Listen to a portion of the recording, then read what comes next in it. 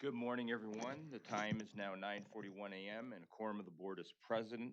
State Board of Education meeting scheduled for August 11, 2026 is called to order. The first item on the agenda is the approval of the agenda in order of priority. Are there any items board members would like to add or delete from today's agenda?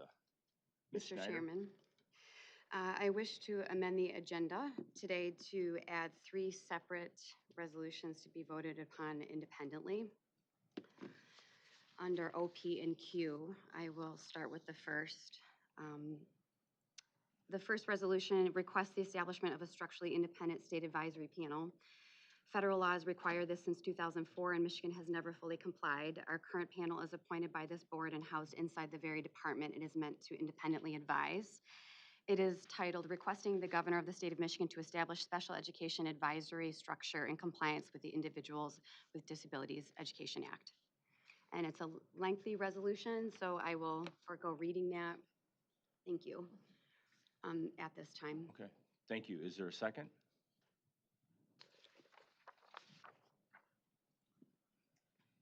Okay, no second, so Very good. motion The does not get- second is a resolution requesting the calling for a publicly available database of redacted special education complaint decisions so families can see whether their district has a pattern of violations and whether corrective action was completed. This is a direct response to families who have told us this information is inaccessible. It is titled Urging the Michigan Department of Education to Establish a Publicly Available Database of Redacted Special Education State Complaint Decisions and requesting that oversight of that database be housed within an independent advisory panel. Thank you. Is there a second to that resolution? Okay, no second. Very good. The third is a resolution urging a legislative hearing on Senate Bill 952 and declaring our intent to strengthen educator preparation standards in special education.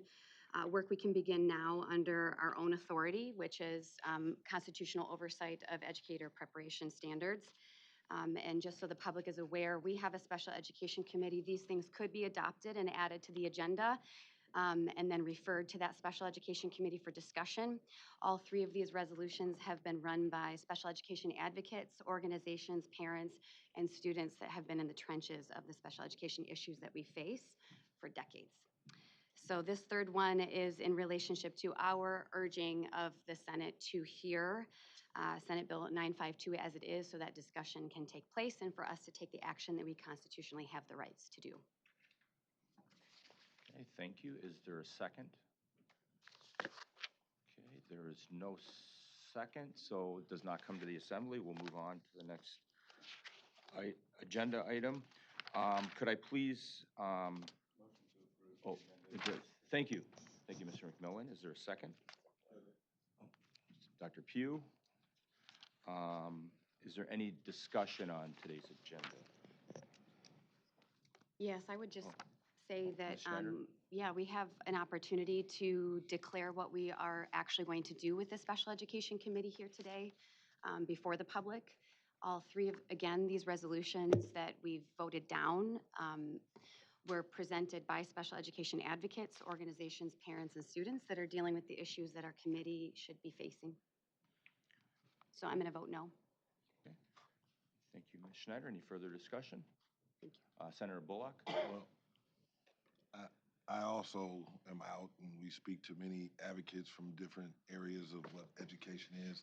No one from special education has asked me or any of the colleagues that I interact with on a regular to do this advocacy. So I'd also like us to be clear when we say people have told us, we, and using these universal terms, that it does not include me in that thought process. So I'll be holding my ground. Okay. Thank you, Senator. Any other discussion? Any other comments? Dr. Pugh? Since it's come up, and I'll elaborate a little bit more later, but there is opportunity for us to have these conversations as well as hear from parents. We just don't want to preempt that process that we have really been intentional about bringing in the voice of parents and educators. So there will be time on the agenda today as well as the meetings that we're having with the Special Education Committee is open to the public. and all board members. Just want to say one more thing. The issue of special education, the reason why we have a special education committee at this point in time is because we've repeatedly brought resolutions to the board, um, you know, to just repeatedly seeing them voted down. And so I do hope to see that the special education committee work is meaningful, that it is real, and that there is true engagement with the stakeholders that have come to this board for the last decade, especially as it relates to compensatory services post-COVID, identification of specific learning disabilities and autism. Those two things were resolutions I've brought before this board in the last 3 years, and they are voted down, and those discussions don't take place. So I really do look forward to meaningful work coming out of that committee. Okay, thank you. I don't see any other discussion, anyone for discussion. Ms. Evans, can you take the vote, please? Bullock? Yes. Lipton? Yes. McMillan? Yes. Pritchett? Yes. Pugh? Yes. Robinson? Yes. Snyder? No. Tilly? Yes. Motion carries. Thank you. At this time, Ms. Evans, State Board of Executive, will introduce the members of the State Board of Education. Good morning. You have just been listening to Dr. Glenn Maleko, Chairperson of the State Board and State Superintendent. To his left around the table are Board President Dr. Pamela Pugh from Saginaw, Board Co-Vice President Ms. Ellen Cogan-Lipton from Huntington Woods, NASB Delegate Dr. Mitchell Robinson from Okemos, Ms. Nikki Snyder, and Ms. Emma Young, Deputy Director of Public Policy in the Governor's Office and Board Member ex officio. Now seated at the table to my right is Mr. Tom McMillan from Oakland Township, Board Treasurer Mr. Marshall Bullock from Detroit, Board Co-Vice President Ms. Tiffany Tilley from West Bloomfield, and Board Secretary Dr. Judith Pritchett from Washington Township.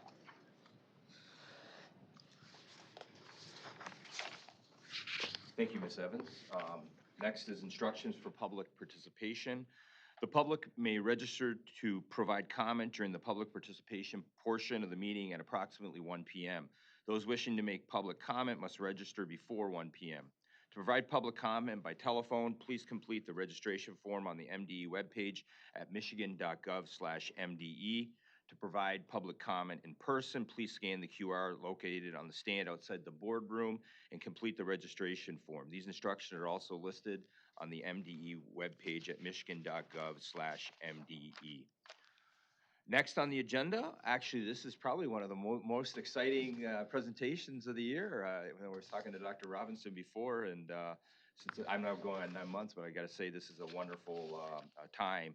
And so the first item on today's agenda is introduction of the 2026-27 Michigan Teacher of the Year and Regional Teacher of the Year.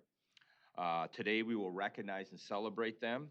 I'm going to welcome Dr. Diane Golzinski, Deputy Superintendent, Division Business Health and Library Services, Ms. Kelly Brzezinski, Director of Educator Excellence, and Ms. Jennifer Robo, Manager, Office of Educator Excellence.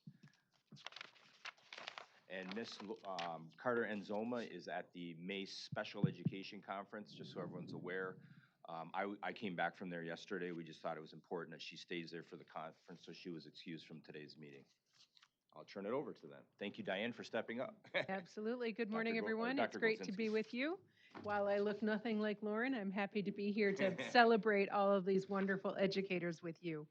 The Michigan Teacher of the Year program is organized by the Michigan Department of Education, the Office of Educator Excellence, and sponsored by the MEMIC Education Foundation. It identifies exceptional teachers in our state. It recognizes their effective work in the classroom, amplifies their voices, and empowers them to participate in policy discussions at the state level. Teachers are recognized both regionally and statewide. Regional Teachers of the Year and the Michigan Teacher of the Year comprise the Michigan Teacher Leadership Advisory Council and serve as an invaluable resource to the Michigan Department of Education and other state education partners by representing the views of teachers in important policy discussions. During their year of service, the 10 regional Teachers of the Year regularly meet with MDE to share issues of importance to teachers and students, as well as to provide an input on proposed state and department initiatives.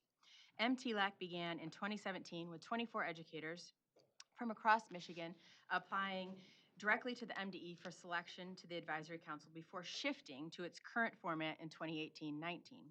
with membership determined through the Michigan Teacher of the Year application process.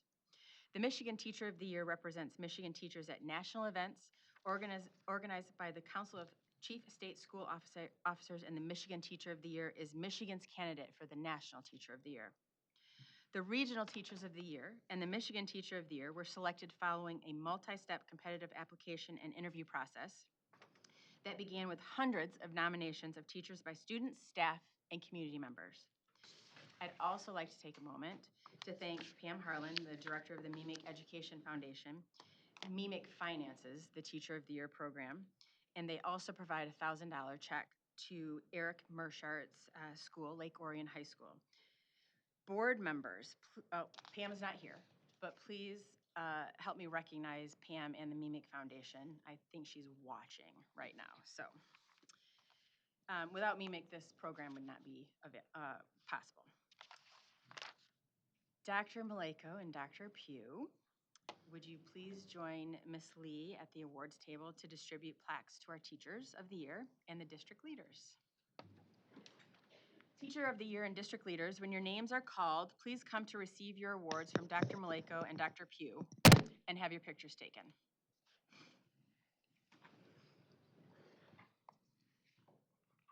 Ready? Sarah Juday is Region 1's Teacher of the Year. She's an elementary teacher at Superior Hills Elementary School in Marquette Area Public Schools.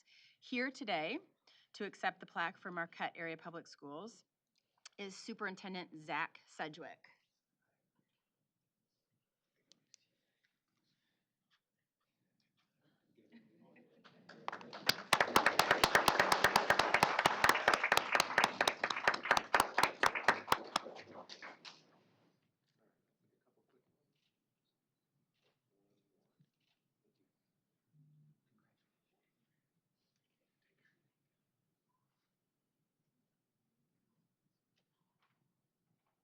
Sarah, you can, Zach and Sarah, you can stay.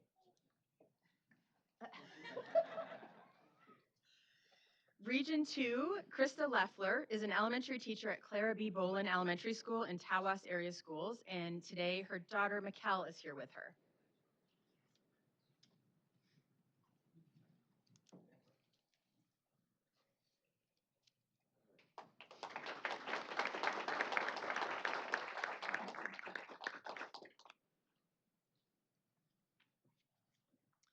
Region 3 is Erica Gorzin. She's a visual arts teacher at Portland High School and Portland Public Schools. Today, Superintendent William Heath and Dr. Matt Morales, principal of Portland High School, are here.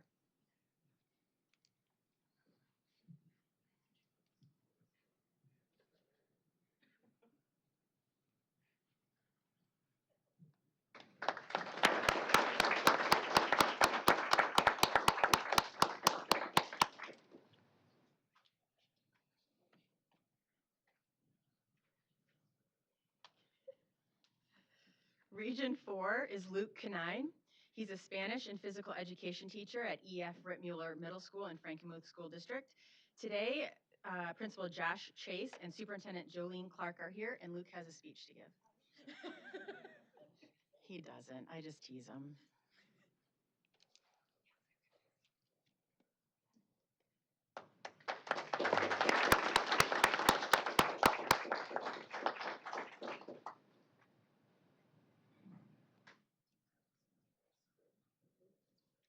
Region 5 is Ange Jackson. She's an elementary teacher at Woodland Developmental Center in the St. Clair County Regional Educational Service Agency. And today, to accept the plaque is the St. Clair County Regional Education Service Agency Area Principal Cora Heiber and Director of Special Education, Dina Chuchek.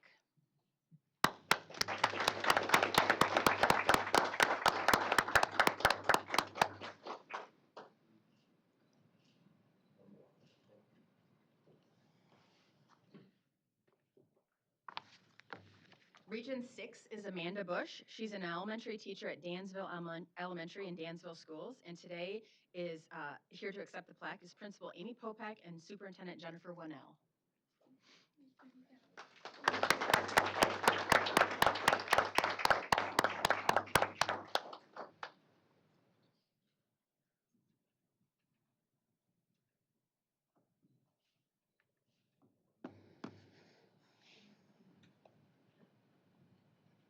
Regional 7 Teacher of the Year is Julie Herwerk. She's an English teacher at Cassopolis High School and Cassopolis Public Schools. And today to accept the plaque is Superintendent John Ritzler, Dr. John Ritzler, excuse me.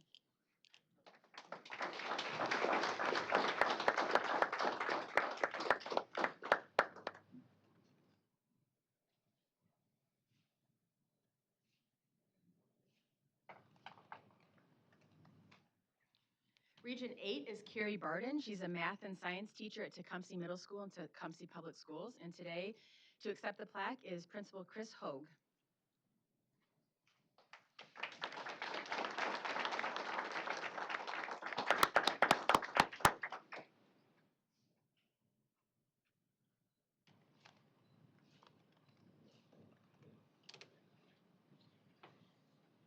Region 10 is Brandis Bean. She's an elementary teacher at University Prep Academy in Detroit.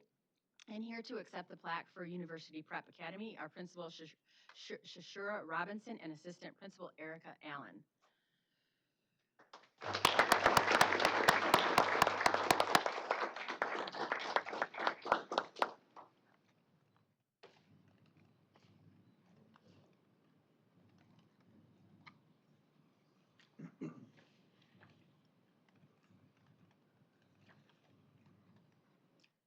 And finally, I'd like to introduce you to Region 9 Teacher of the Year and the 26-27 Michigan Teacher of the Year, Eric Mershart.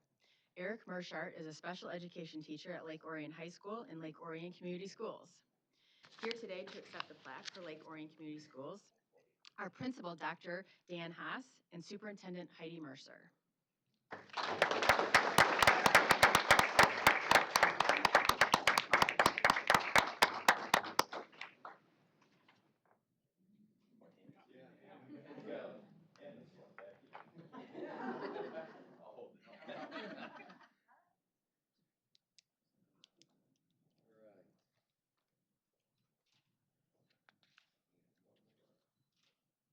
Don't worry, we're gonna have to shoot for a group picture after. I wondered where his student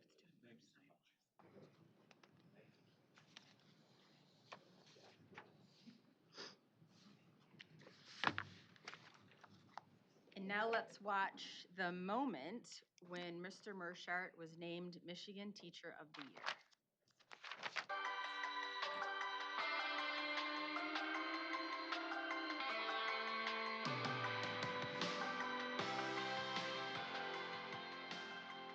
So I want to welcome everyone. I am Dr. Dan Haas, principal here at Lake Orion High School.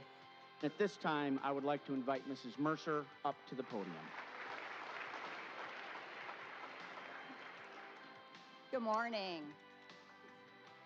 Please join me in welcoming Dr. Glenn Maleko.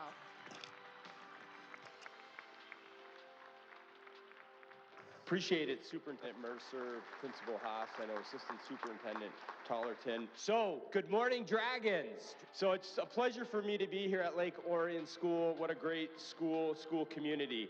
As you may or may not be aware, this week is Teacher Appreciation Week. One of the things we do during Teacher Appreciation Week is we visit schools across Michigan and we give shout outs to our great teachers.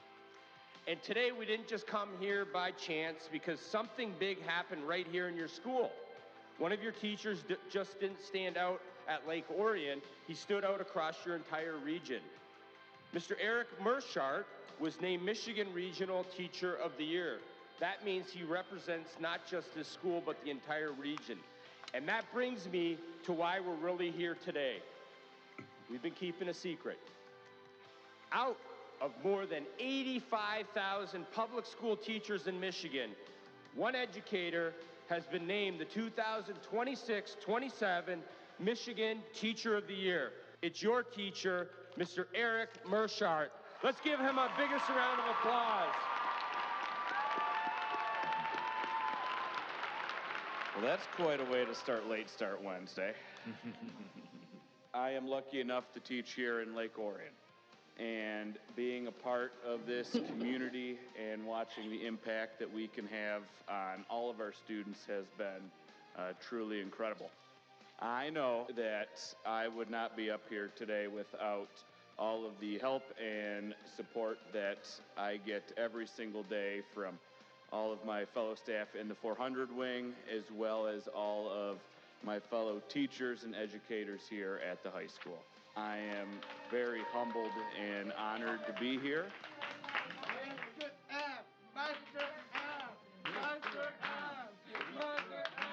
I love you. Ladies and gentlemen, Mr. Eric Mershart.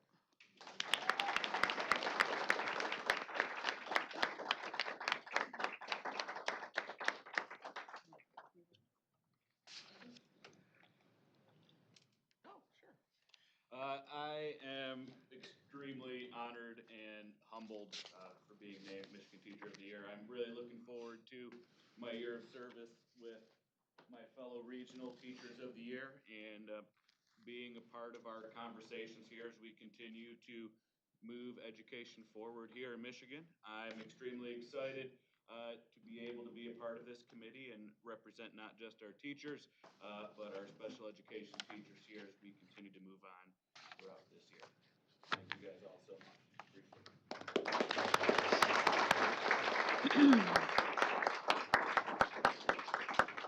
Dr. Maliko, I'd just like to thank Tiffany Tilley for sitting on the interview panel, Shelby and Tara, who I'm sure are going to run out of the room as soon as I say their name, but without them, I couldn't do this, and Director Brzezinski and Assistant Director Sean Kaki. We're all a good team. Yeah, this is very positive. Great job. Appreciate that, Ms. Robel. And, you know, it's wonderful to have Eric here. And it was so exciting to go there at Lake Orion. I know Mr. McMillan, Ms. Lipton, and Dr. Robinson were there representing the board. But I know all the board members were supportive. And we were very excited, too. We got a tour. We got to go into Mr. Mershott's classroom. It was a wonderful facility.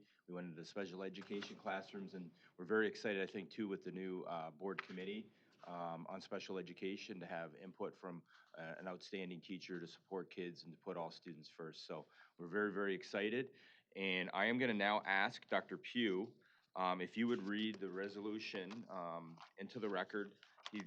There were so many, we couldn't handle all the plaques and awards he got over there, but we made it work. So Dr. Pugh, if you wouldn't mind. Yes. My honor. Whereas throughout Michigan and across the country, teachers open children's minds to the magic of ideas, knowledge, and dreams. Whereas teachers keep American democracy alive by laying the foundation for good citizenship, and their hard work and their efforts are directly responsible for creating the leaders of tomorrow. Whereas teachers fill many roles as listeners, explorers, role models, motivators, and mentors. Whereas teachers continue to influence us long after our school days are only memories. Whereas the Michigan State Board of Education has continually supported teachers with several quality initiatives, including the Michigan Teacher of the Year program and the Milken National Educator Award. Whereas the State Board of Education and the Michigan Department of Education have named Eric Mershart a special education teacher at Lake Orion High School and Lake Orion Community Schools as the 2026-2027 Michigan Teacher of the Year. Now therefore be it resolved that the State Board of Education expresses its appreciation and gratitude to Eric Mershart and the tens of thousands of educators around the great state of Michigan for their outstanding work. Be it further resolved that the State Board of Education supports all efforts, training, and resources available to our state's educators so that our teachers may continue to educate and positively influence the children of today as they welcome the leaders of tomorrow. Thank you. Thank you, Dr. Pugh. I would request a motion to approve the resolution. Dr. Robinson, support Senator Bullock. Any further discussion? Seeing none, Ms. Evans, like to take the roll call vote. Bullock? Yes. Lipton, Yes. McMillan, Yes. Pritchett, Yes. Pugh, Yes. Robinson, Yes. Snyder, Yes. and Tilly. Yes. Motion carries. All right, I'm just going to take a brief few-minute recess to, David's going to get a picture with all the regional teachers. If anybody would like to join us quickly out there, and then we'll come back in. It's obviously optional, but just for a few moments. And the presenters, Dr. Chapman and your team, you guys can get situated, so, okay. Thank you. Thank you.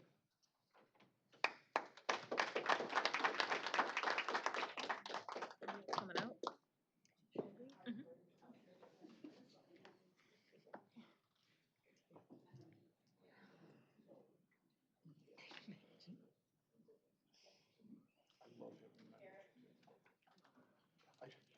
every year my band would get a picture for the yearbook. I was never in it. Behaving. I don't know, it's not No one needs me in a behaving, picture. so it's not behaving for me Enough of today. pictures. Hang tight, I'm working on it, I promise. If I'm in them, it's just not gonna. That's not true.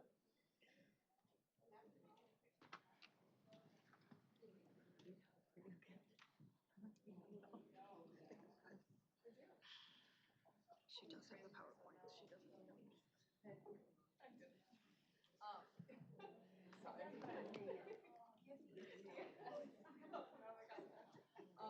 Young, healthy. Yes. We're gonna have to talk to Eric about three upper mental tops. And then it's gotta be green. Thank you. For balance.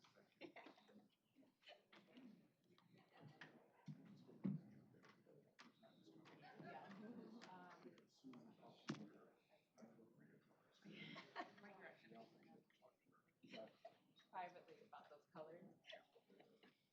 Well, I'm proud to say I have a lot of navy, a lot of blue, but I don't have yellow. Got it? Do you want to ponder that? Next item. Oh, I'm fine. Yes. Yeah.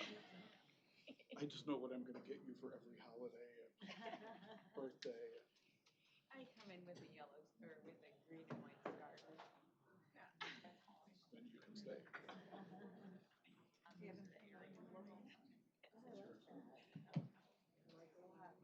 Well, Pam will probably want what she is a pink and green for her sorority. So she usually goes. It's all the same. All the same sorority. Either. Okay. My son joined a frat.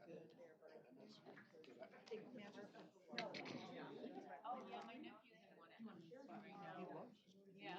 He lived in the frat house. Wow. He did a great job.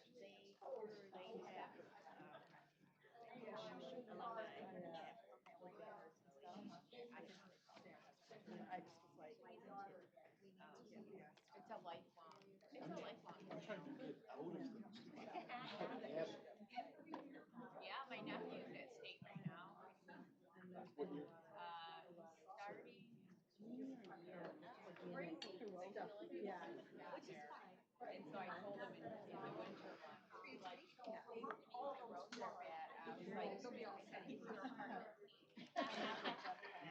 And then he looked at me offended, like, yes, it's clean. Well, to what standard? To what? To junior boy standard? Yeah, to junior boy and how many fraternity Yeah, standards. forget it. What's the major?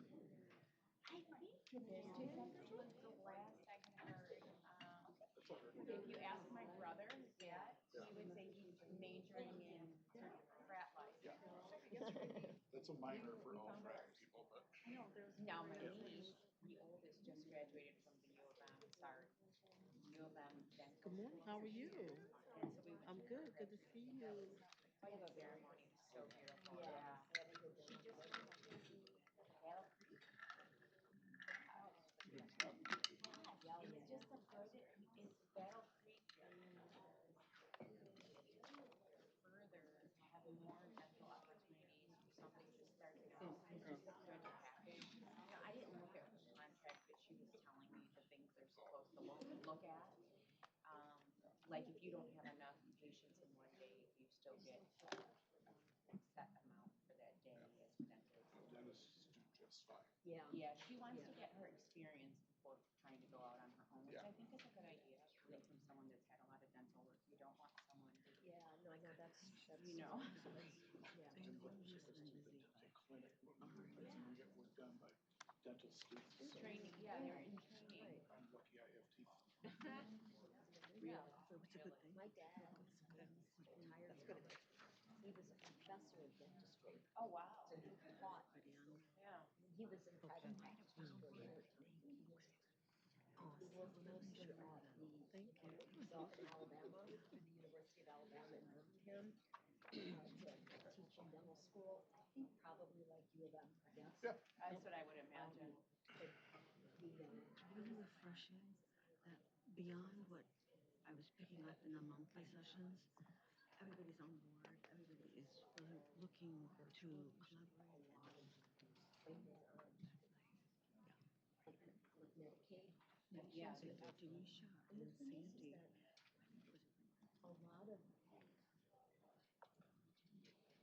A lot of illnesses are first detected Through the mouth. Yes. Yeah. So you're actually like a really important screener. Through my niece's years, I've learned more and more. It's actually. I have to really say I'm a good. lot better. I've always had a lot of dental work done, but I'm a lot better about the daily care. Mhm. It's when you think about it, your face, everything is brain. Needs your brain. It's all connected. Yeah. And a lot of families, if they don't, like one of the things that my dad, he would bring his students into schools.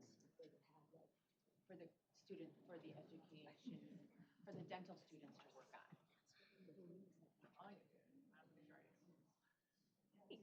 Is the hands-on. yes, for the release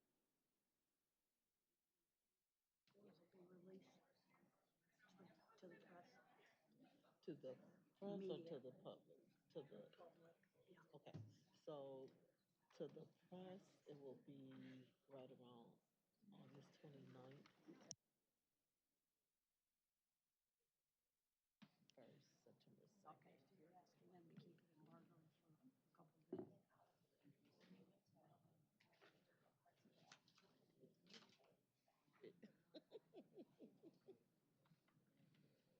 Yeah, it looks really good, Bob. The quotes and everything, that's well written. Dr. Pugh. I'm reading now. Yeah. So we're trying to make sure, like we talked about, getting you on the. All right, I think we just got Miss Liz Evans here.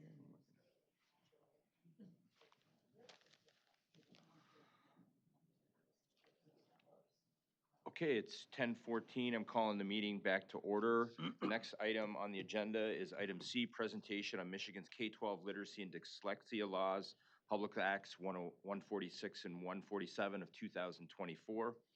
Today's presentation will provide updates on the dyslexia law. The presentation will include, as mentioned, Public Act 146, MCL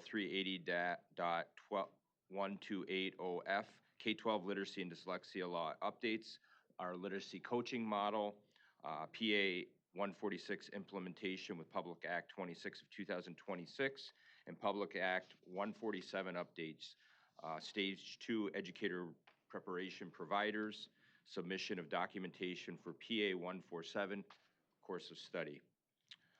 We want to welcome Dr. Delsa Chapman, Deputy Superintendent, Division of Assessment, School Improvement, and System Support, Dr. Jen Saylor, Director, Office of Curriculum and Instruction, and Dr. Aklam Bazi, Education Consultant, Office of Educator Excellence. This is an information presentation and no action is required by the board. All right, you can proceed. Thank you, Dr. Maleko. And good morning, board members. Today, we will share a presentation on literacy updates as Dr. Maleko has briefed us on.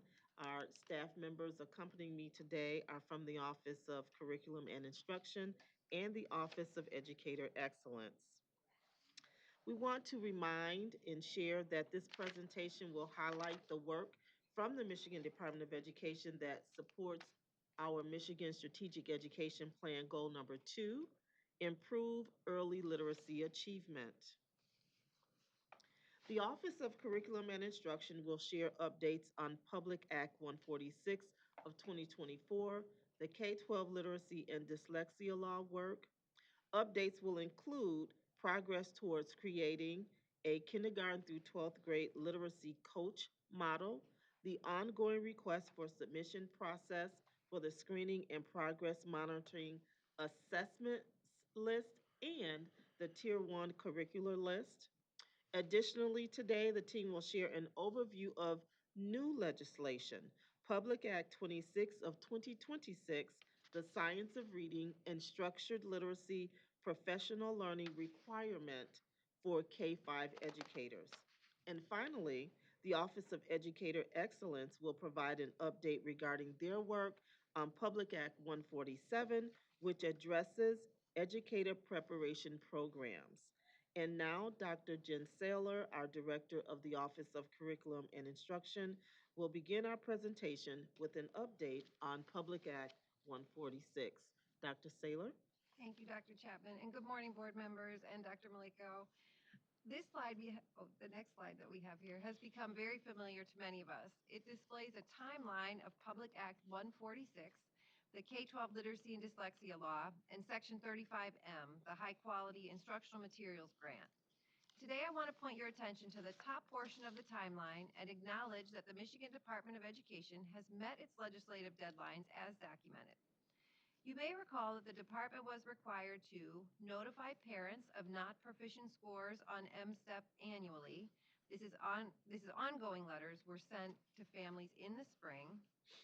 Publish a list of approved screening and progress monitoring assessments for districts to choose from, and a list of evidence-based Tier 1 curricula and materials list by January of 2026. These tasks are complete but not final. There is an open request for submission that we will discuss later in our presentation. The Literacy Unit are actively engaged in providing technical assistance to intermediate school districts and local education agencies to support full implementation of the law. And we're also required to recommend or develop a literacy coach model, which we are currently working on with a committee of literacy researchers, experts, and practitioners. So we'll start with some updates on Public Act 146.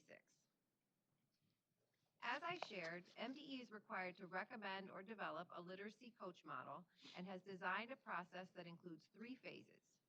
Phase 1 of this process is complete. Phase 1 includes establishing an internal understanding of the literacy coach model requirements in the law. The Literacy Unit received training on legislative expectations from Attorney Precious Boone, the Director of the Office of Administrative Law, and Olivia Ponte, our Legislative Liaison. In addition, the literacy consultants received training in evidence-based coaching practices from Excel and Ed. And during Phase 1, the team also researched existing national K-12 coaching models for the committee to review. MDE is currently in Phase 2 of the literacy coach model work. During Phase 2, MDE created a committee of MDE employees and literacy coaching experts, which includes researchers, educators, and practitioners. The Literacy Coach Model Committee membership selection process was modeled after the process used to establish the Committee for Literacy Achievement. The process included recommendations from MDE and nominations from educational organizations. Currently, the committee is meeting collaboratively to review coaching models. Once team members individually review coaching models, they will join small groups for consensus meetings to determine if one of the models reviewed should be recommended by MDE as the state literacy coach model. Phase 3 of the process will include the committee creating a model for Michigan. Specifically, if the committee does not identify a coach model to recommend based on the review process, then the committee will create a K-12 literacy coach model aligned with the K-12 literacy and dyslexia law. In addition to recommending or developing a literacy coach model, MDE is also required to publish an approved screening and progress monitoring list and a Tier 1 curriculum list. The most recent update to the list was July of 2026. Earlier in this presentation, you heard me share that this task was complete but not final. There is an open request for submissions which allows vendors to submit literacy items until September 30th of 2026 at 11:59 p.m. All literacy items received by that date will be reviewed and considered eligible for the updated list in December of 2026. The goal of the continued RFS is to provide school districts and educators with as many options as available of high-quality instructional materials that will help improve literacy outcomes for students and educators. Another effort to improve literacy outcomes for Michigan students has been included in the new legislation, Public Act 26 of 2026. This legislation is for required science of reading and structured literacy professional learning for K-5 educators who are responsible for reading instruction. Beginning with the 2031-32 school year, the board of a school district or intermediate school district or board of directors of a public school academy shall ensure that K-5 certificated individuals who provide support or oversee reading instruction or language arts receive literacy professional learning. MDE is required to approve at least 2 providers to offer the professional learning required. This is an annual approval. MDE is also required to create a statewide implementation plan for professional learning in collaboration with statewide associations, literacy experts, and other key partners. This slide indicates the professional learning requirements. Professional learning in this legislation must include all of the following requirements. Teach effective reading intervention methods, apply research-based explicit instructional techniques, include embedded knowledge assessment components, build literacy content and pedagogy, use data in the 5 essential components of an MTSS system. And I'm sorry, it's split up in 2 slides. So the next slide has the remaining requirements. Provider manages training and schedules, the facilitator training offered when needed, and maintain capacity to support learners. And so with that, I'll turn the presentation over to Dr. Bazzi to share more about PA 147. Thank you, Dr. Saylor. Good morning, board. Good morning, Superintendent Maleko. The three-pronged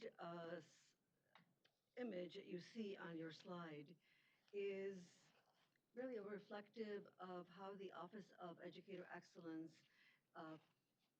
designed the theory of action for establishing a literacy preparation continuum that embraces a long-awaited PA 147 statute. As PK-12 instructional practitioners who transitioned into teacher preparation, it's second nature for our office, our unit specifically, to pursue an all-hands-on-deck culture across our education ecosystem. With the simultaneous implementation of PA 146 and PA 147, empowering partnerships and collaboratives between institutions of higher education, ISDs, district mentors, can empower the ecosystem to produce greater impact on literacy achievement for all students. What's the connection, you might ask?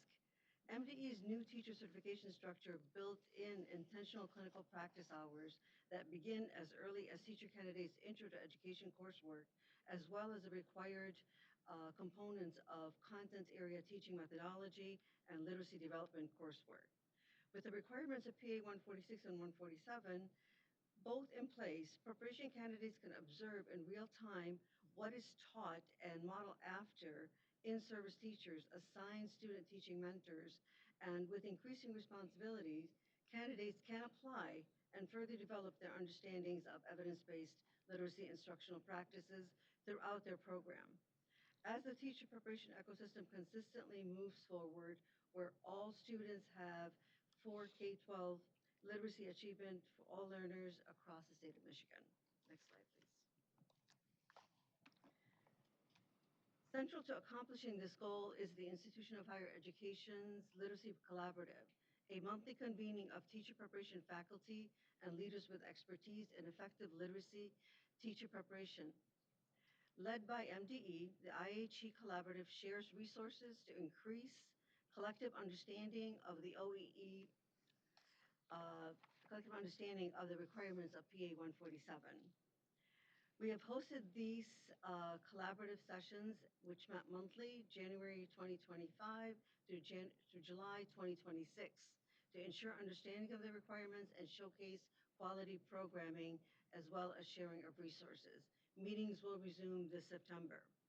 With input from our EPP partners, through these monthly collaborations, we arrived at a 2-stage review with the goal of fall 2026 availability for all teachers candidates, a year ahead of the fall 2027 PA 147 statute. So in June of 2025, all EPPs submitted curriculum plans and received a review and feedback for continued development of their course of studies to implement PA 147. Between that time and the submission of June 2026, they had the opportunity to contribute as well as benefit from the monthly collaborations. In June of 2026, documentation of programs course of study for fall 2026 implementation was received. We are at this point in the process of evaluating the feedback generated by our August 4th retreat.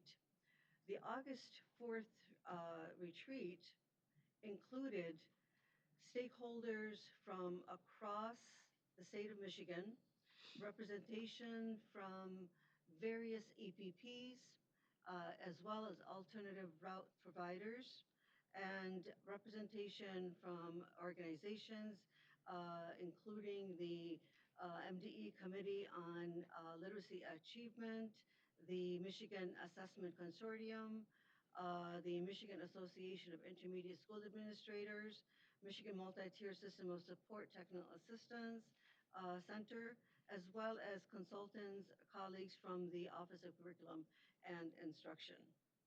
The rich conversations and detailed feedback generated will inform the additional review of documentation underway before determinations of EPP's course of study, level of development, and readiness to begin implementation this fall. The EPPs will receive either a determination letter that states that they have met the requirements in their course of study submitted, or that they have met the requirements with continued development recommendations. For those that are not at this stage, they will have another year for more intensive support to be ready to submit on June 2027 their finalized course of study for implementation before the mandate of fall 2027.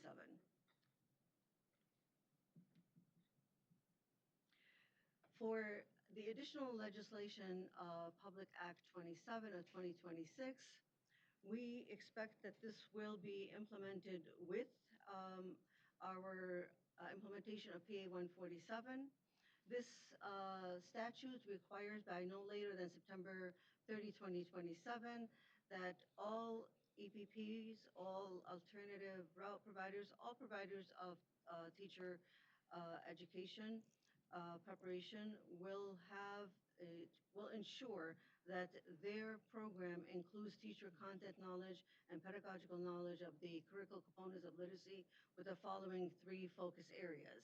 The first one is on this slide, and it includes how the brain learns to read, phonological and phonemic awareness, letter knowledge, phonics, advanced phonics, vocabulary and oral language fluency, comprehension, spelling and writing, and the organization of language as appropriate for the grade level and content area in which the teacher is seeking certification. Next slide, please.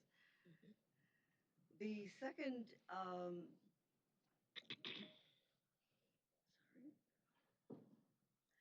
The second area, or the second focus area, is the effective use of screening, progress monitoring, and diagnostic assessment data to improve literacy outcomes.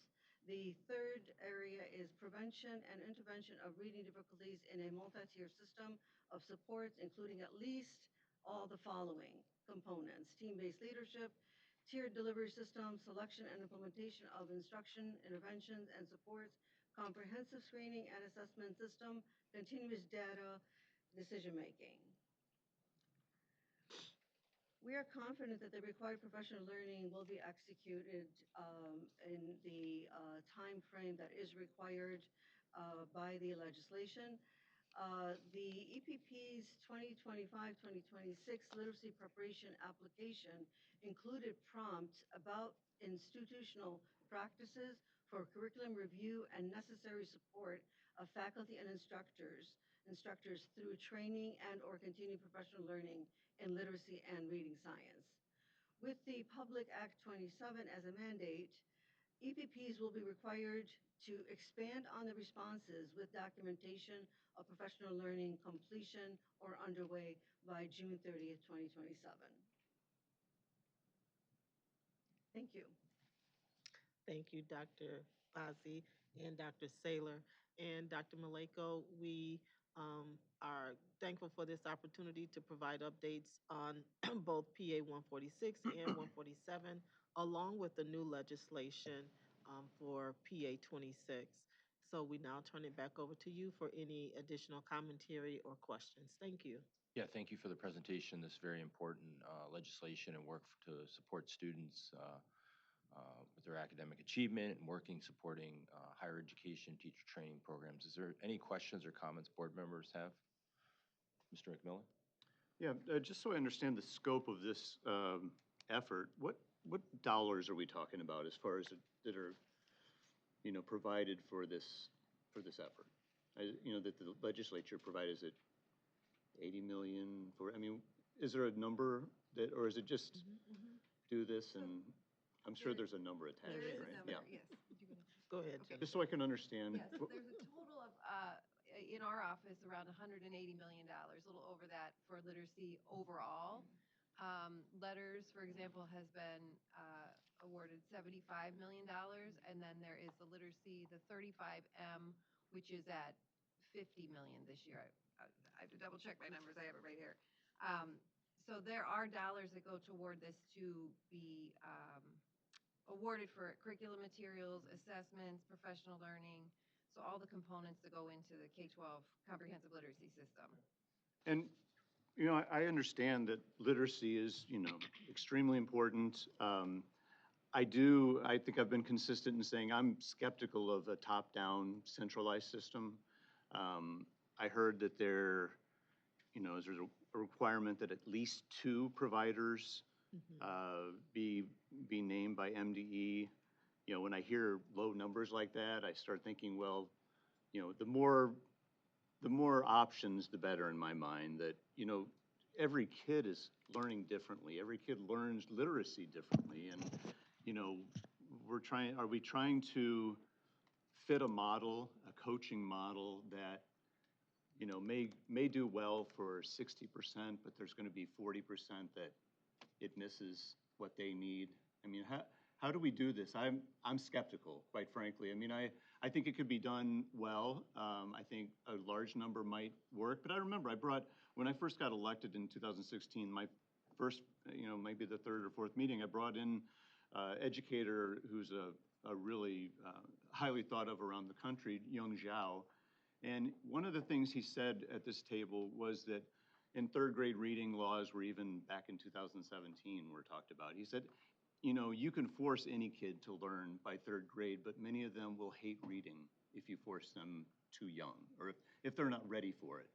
And that could be, forcing them at 2nd, or, so I just wonder, these kids all learn differently. Are we gonna have a model or a couple models or a couple vendors that just misses the mark on a lot of them? And there's just nothing we can do about it. We're gonna force them into a system that may not help them.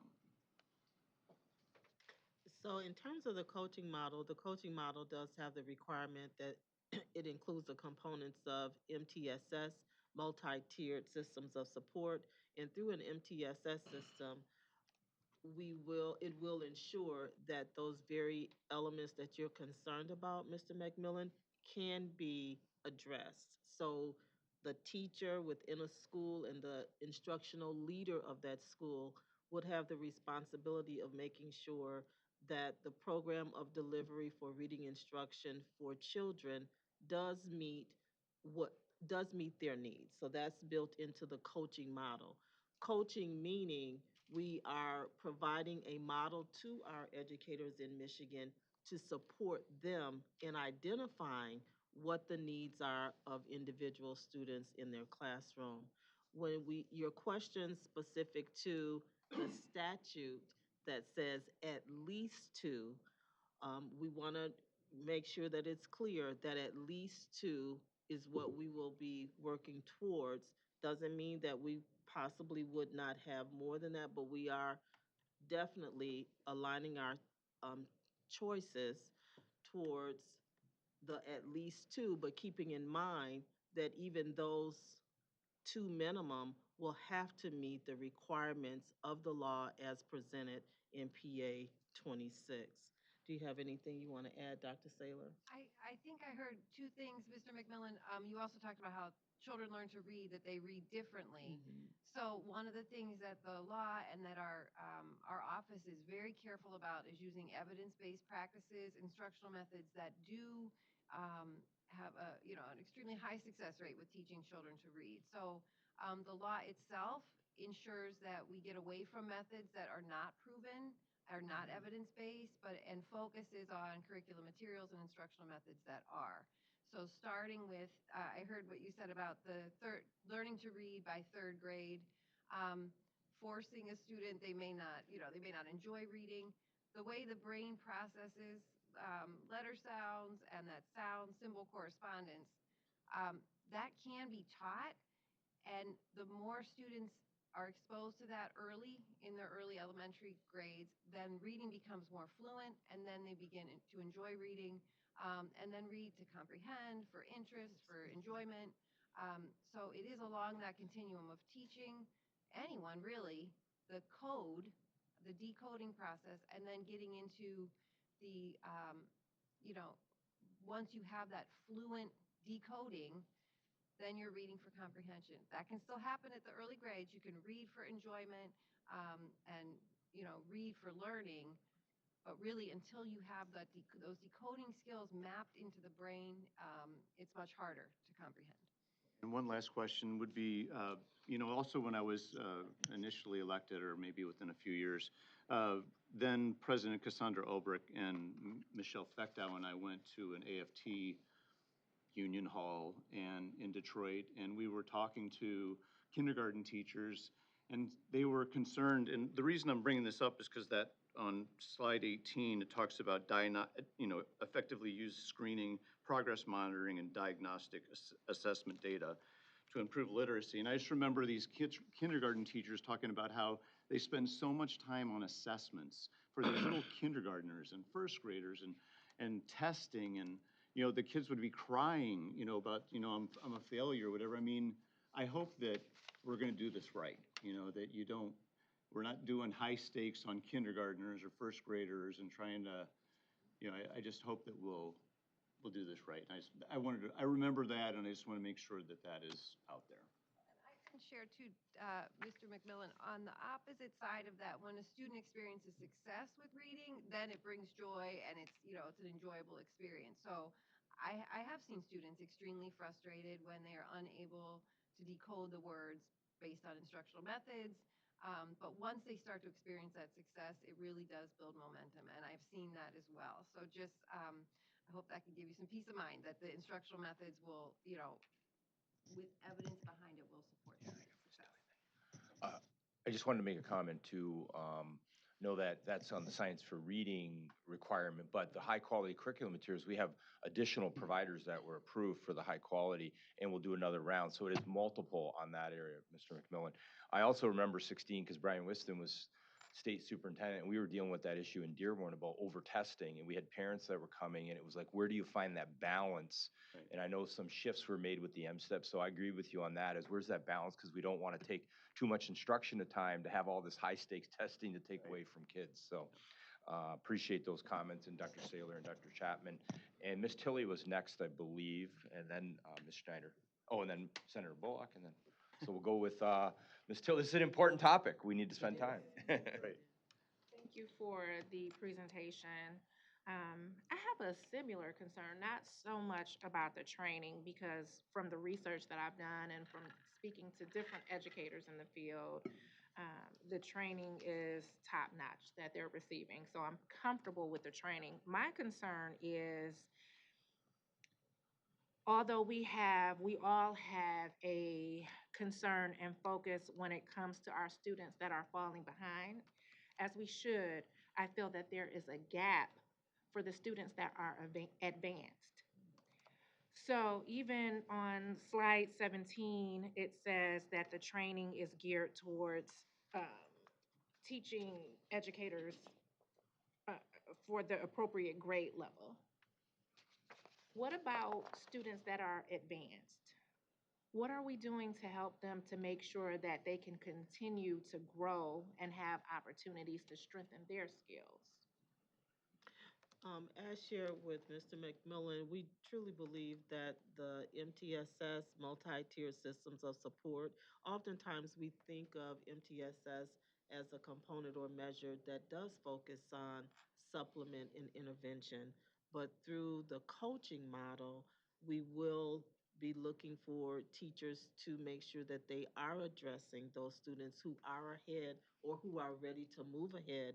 And when you implement a productive or successful MTSS model within your school, and then within your district, your school, and then your classroom, those students will not, it would be our hope, Ms. Tilly, that they would not then become disengaged, but they are provided opportunities to move, to continue where they are and move forward. So it has a lot to do, and that's why this coaching model is so important, helping the educator to understand that it's about all children and the whole child. So not those that we are definitely working towards bringing forward and to help them to learn through the science of reading, but also those students who at an early age, they've got it, and we don't want to limit them in their learning, and we should have systems in place to help move, to keep them engaged and move them forward.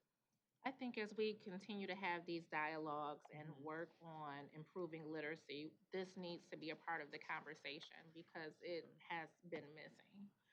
So I just want to If I can bring that add- to everybody's If I attention. can add briefly to that, and I appreciate Dr. Chapman focusing on the MTSS framework.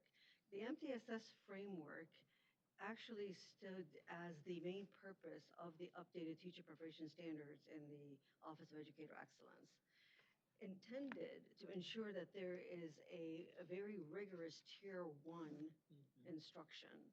And a rigorous Tier 1 instruction includes the appropriate shifts or differentiation in instruction for both those that need additional dosage of reinforcement as well as those who are achieving that could be moving on to additional, more challenging work. Now, one of the areas that both PA 146 specifically actually did focus on English learners, multilingual learners.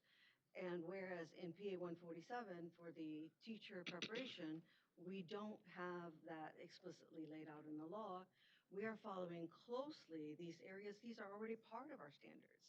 So some of the conversations that happened on August 4th among the literacy faculty and different members of higher ed, as well as other organizations, is where are we finding examples of that embedded English learner support or English learner preparation for the teacher candidates so that they can identify what are characteristics of linguistic challenges, cultural differences that are part of the dual language learning process. And so these are areas that both higher ed faculty as well as the districts are going to be working on to ensure that there is differentiation, appropriate differentiation that is not deficit oriented, but more of a strength focus, looking at whether it's high achievers, multilingual learners, students who learn differently, don't want to, be having them conform to a specific model of any form or a specific set of practices, because these are, in fact, evidence-based for the grade level of the learner, as well as, and I'm not going to use learning style because that's not what is evidenced by the law, but dispositions to learning, what is culturally responsive, what is linguistically responsive. So what is in the statutes right now is only going to improve what is currently underway because we are all being intentional in ensuring that it's there for all teacher candidates, for all in-service teachers who are going to take our candidates and ensure that they have the practice with the right practices.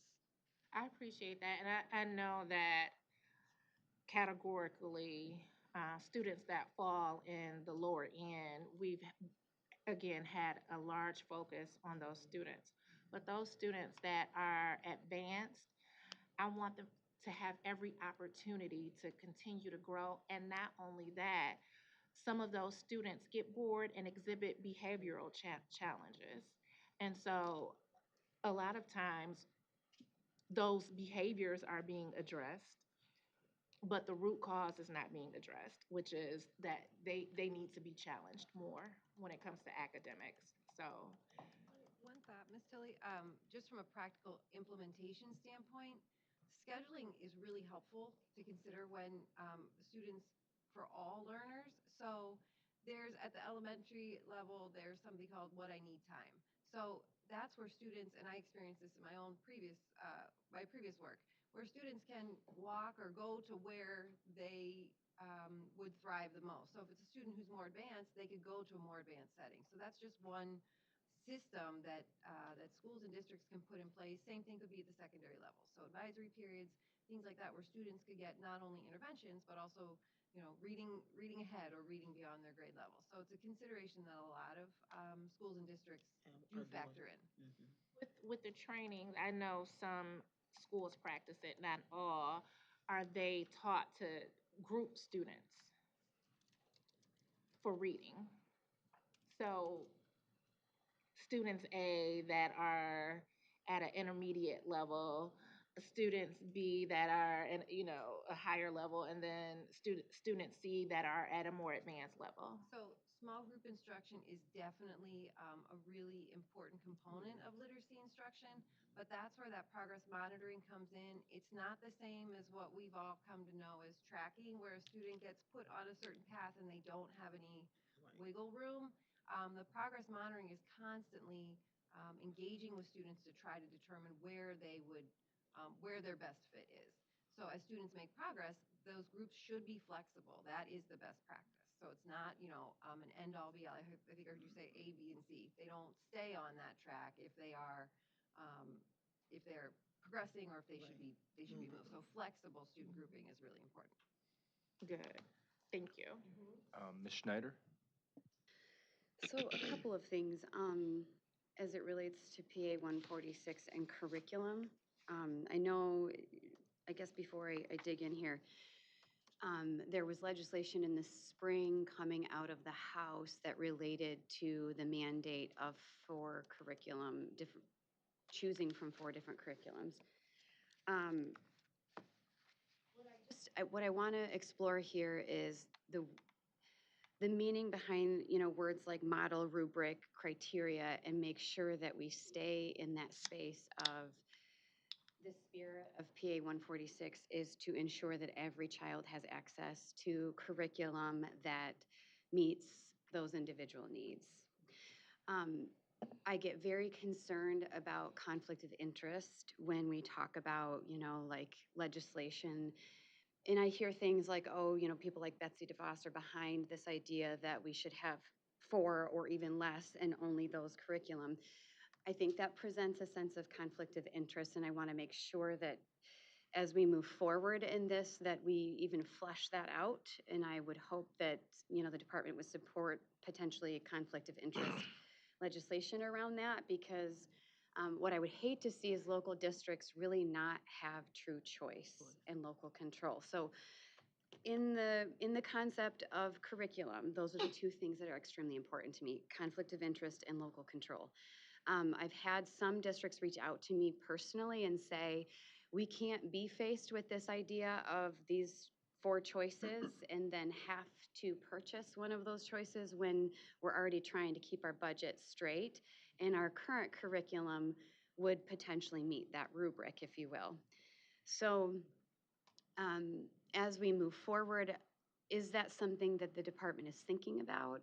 Is that a conversation that is being had around making sure that we're sticking to PA 146 and not a set of curriculum that they would have to purchase as a mandate? I can share that our message has been PA 146. It indicates that we are required as a department to supply the list. So we are required to go through the law, as you've seen, and the criteria that's been presented is all evidence-based. However, districts are not required to choose from that list according to PA 146, but they must comply with the instructional methods. So what the list does is it sets districts up for success because the list aligns with the instructional methods.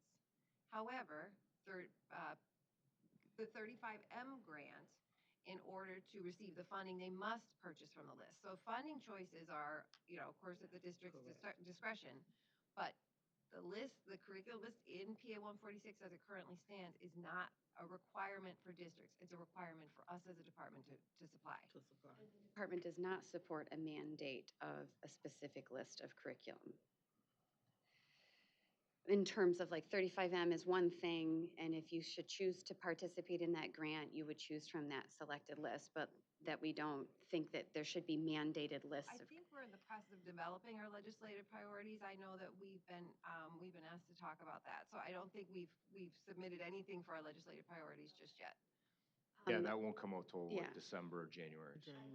Highly unpopular in the field and with local districts. It's not, to be mandating that, as opposed to helping local districts remain compliant with PA 146 is an entirely different, those are two different roads, right? And really, it is just a conflict of interest. I think it gets too close to that, the spirit of that. So, okay, thank you. I appreciate it. Senator Bullock and then Dr. Robinson. So, and maybe I was trying to multitask and listen, but almost of, remember Tilly's commentary, I'm on slide, all my little thoughts popped up on slide 18 about screening and process and the monitoring.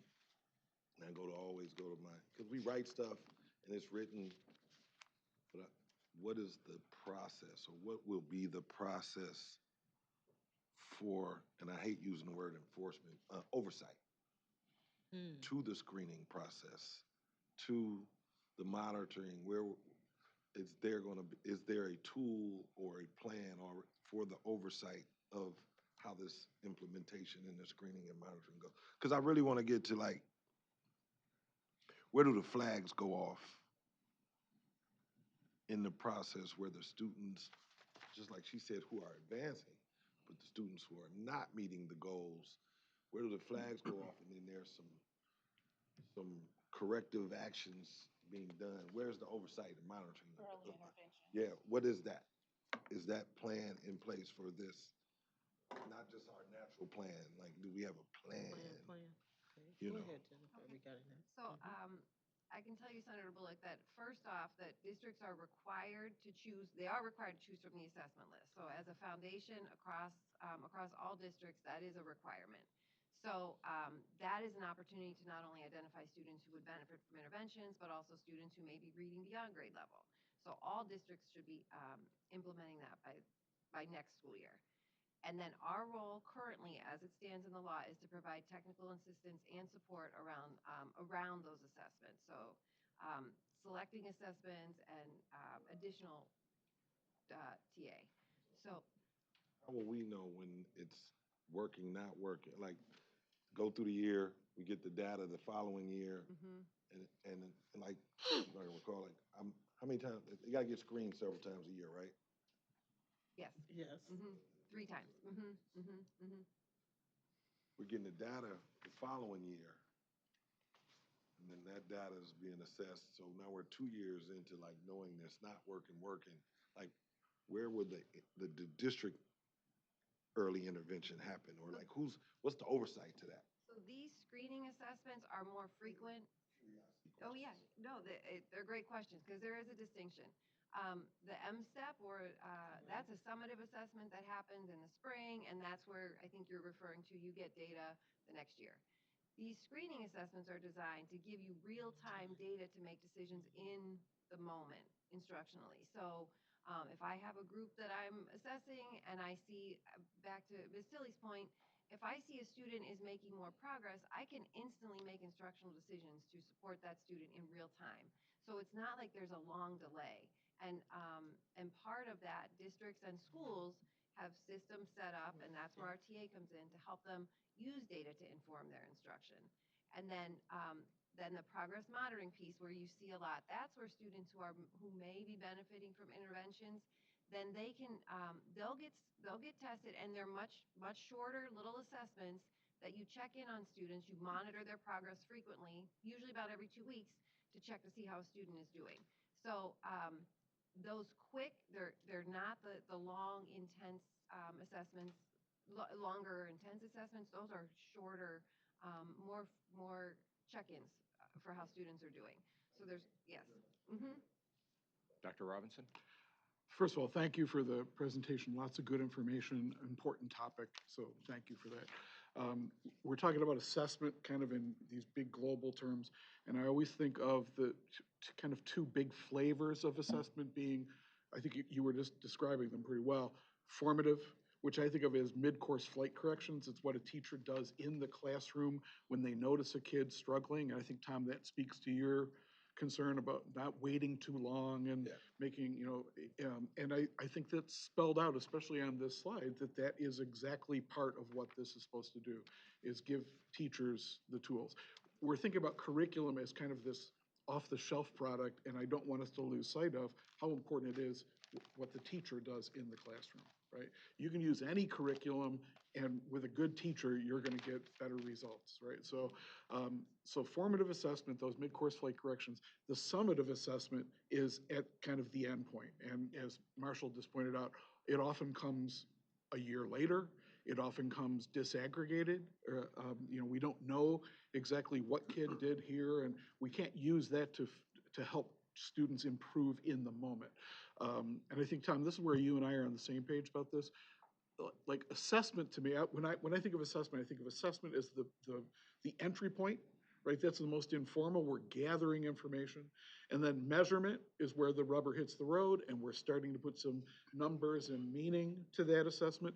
And then evaluation, which to me, as a teacher, was frankly one of the least important parts of assessment. It's the grade, it's the tool that we're using at the very end. That's what we seem to be, as a society, obsessed with, right? Is what's the third grade reading test score?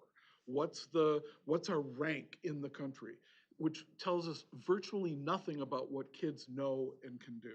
So if we want to know what kids are doing and how they're doing in the classroom, the summative assessment tells us very little, right?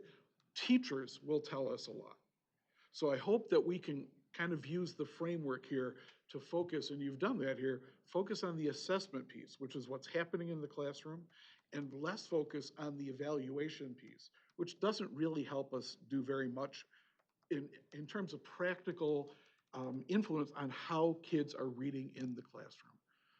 I'm not worried about that part. What I want is for teachers to have the tools and the resources and the time to be able to work with kids. So I'm glad you talked about small group instruction, because I think that's hugely important too.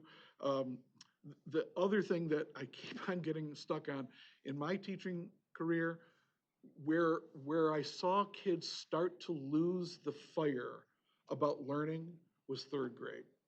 And I don't think there's any coincidence that that's when we start testing the heck out of them. So testing is not education. And third grade reading scores don't tell us the full picture.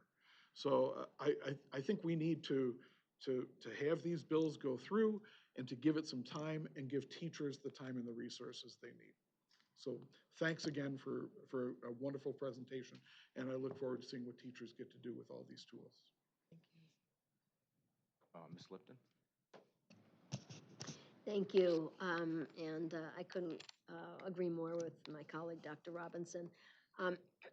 Taking a 10,000-foot sort of view, is the idea to get to a point where teachers coming out of their prep programs will have these tools sort of as part of their practice, so that the need to sort of have teachers spend the time doing letters training, and getting that sort of pedagogy in their toolbox while they're teaching, is that sort of the long-term vision, so that the teacher prep programs will sort of start while the student is still learning how to be a teacher, and get that sort of foundation, so that over time we'll have a teacher, ideally workforce, that maybe wouldn't need to be taking the time to do letters, or is the idea to do both? I just want to make sure I'm clear on it. That's a great question. If I could share with you the course of studies that currently the educator provider programs are sharing, where they begin introducing the required components in addition to what they already have in place, where there's a focus very early on to identify characteristics of challenges for reading development, the decoding, the encoding. very early on in their teacher preparation program, where there's intentionality to look for their development in those areas as teacher candidates. Keeping in mind that what we are also counting on is that opportunity to practice what they are getting from coursework in the field when they are doing practicums with their just even observations, that they're observing evidence-based instructional practices. They're reflecting on those. They're going back and they're having discussions about them. And then when they are designing lesson plans or activities, that they are also looking for those in the rooms that they are assigned to way before student teaching. And our guidance is now that we want to see them checking on the candidates' development of the skills before they get into that student teaching semester. Now, keeping in mind that teacher preparation is a foundation. What is needed is that continued practice immediately out of teacher preparation that is well aligned so that in the novice teacher induction orientation builds on what had happened in teacher prep. I'm sure this is something that Dr. Saylor can speak on in terms of the data that we have about those candidates that, or those teachers, in-service teachers who completed letters. Those who are in-service teachers who completed letters, having that experience, did very well, much better than those who came in without that background. So letters in itself, we want to look into that, how that builds on teacher preparation. Okay, so I hope that I answered your question with that. Mr. McMillan? Since we do have a little bit of time, I wanted to circle back on a couple things. One thing I wanted to make sure we all remember, and you all remember, is that statutes can be wrong, or they could be outdated. And so even these that are new, I hope that we'll push back if we realize that something's, this is not the best framework. I think legislators should be open to hearing that kind of feedback, and I hope that we would be quick to realize that and not just kind of go with this because that's what we got, and then second, LLMs, the ChatGPTs and all of that. I do, it's a tool that can be used for bad and for good.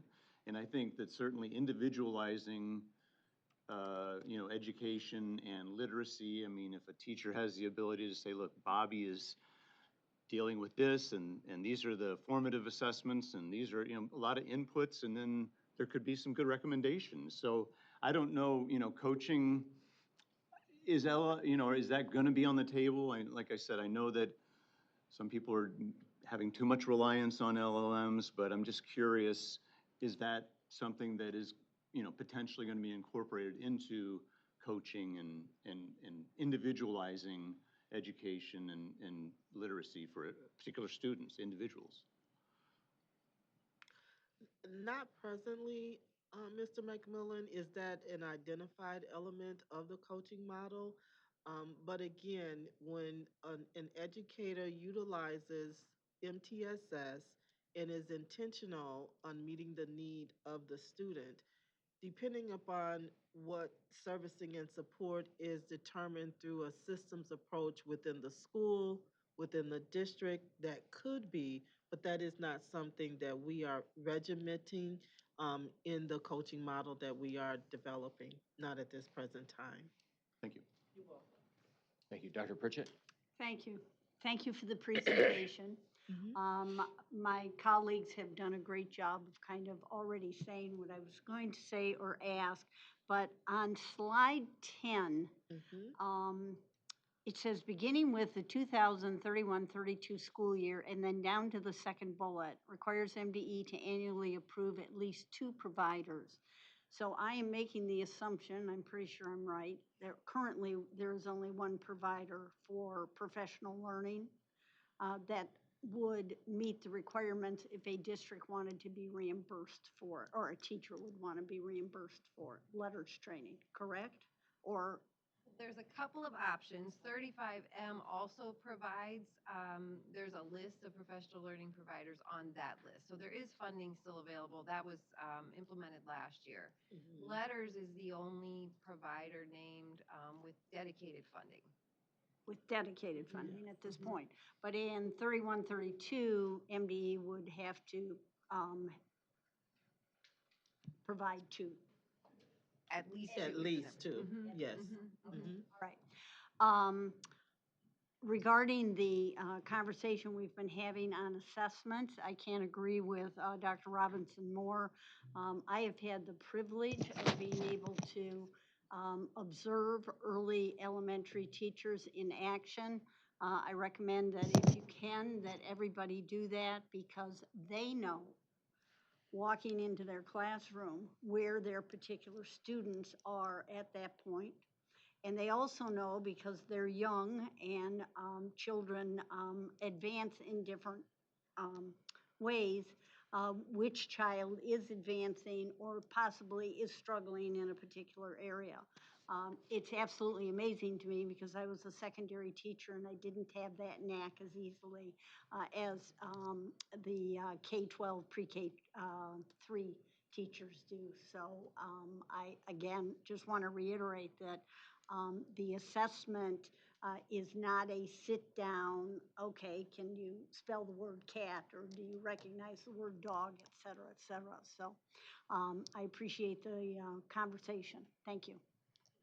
If I may just add one more piece that I didn't mention earlier, assessment, one of the considerations for assessment that it wasn't overburdensome. So that is worked into the law. So that was part of the consideration when the team was reviewing. So I just don't want us to leave the table without having mentioned that it not making the assessment process too burdensome. Thank you. So I just wanted to add too, appreciate the high quality presentation. I think this is very important. I appreciate the rich dialogue with all the board members. And I agree with a lot of what's been said. I know everyone's agreeing with Dr. Robinson. Dr. Robinson's agreeing with Mr. McMillan. I agree there too on the high stakes. And in fact, that's where I did my dissertation research on looking at state accountability systems in alignment with the NAEP.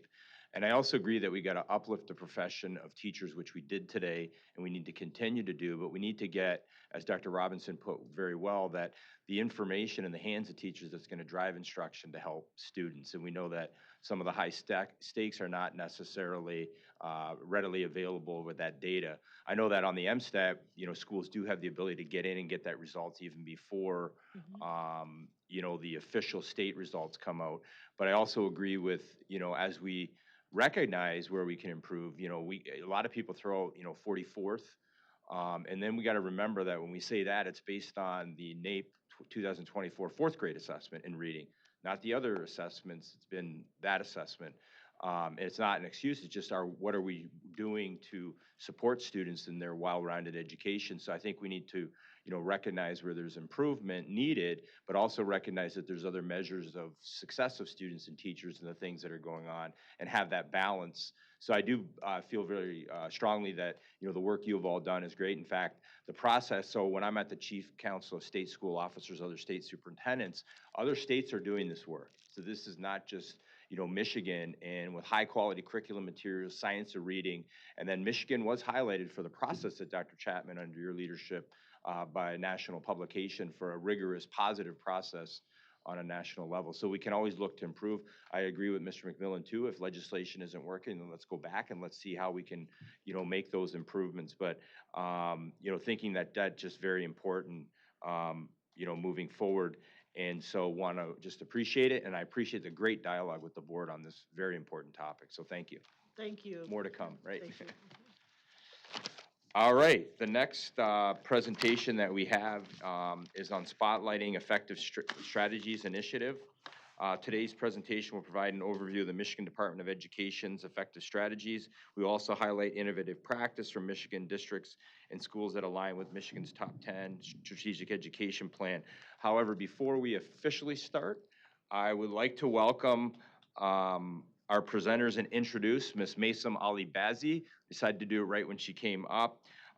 She's the new Chief Deputy Superintendent for the Michigan Department of Education, a public school leader with more than 26 years of education or experience in education. She began her duties last week, I think on Thursday, so she just started getting to know everyone. I know the team's already working well together and welcoming her. She retired from the Dearborn Schools earlier in the year, recently served as district's executive director, staff and student services, overseeing student services and and I know that because I hired her back then in 2015, and she did an absolute outstanding job. She's an outstanding transformational educational leader with a deep commitment to putting students first. Having worked very closely with her for many years in Dearborn, I've seen firsthand her ability to build strong relationships, lead complicated initiatives, advocate for students and educators. Her intensive experience in literacy, student services, human resources will be a tremendous asset. Worked very hard in collaboration. I would say like leading human resources, 2,700 employees in the Dearborn Public Schools.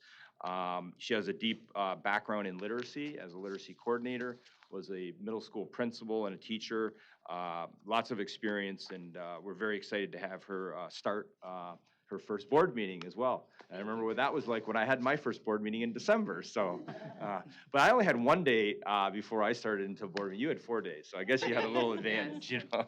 Thank you. So I'll Thank turn you it for over that. to you. And oh wait, I'm gonna welcome all the presenters, Ms. Kelly Siciliana Carter, Office of Strategic Plan and Implementation, and Mr. Dave Carlson, Educational Consultant, Office of Strategic Planning and Implementation.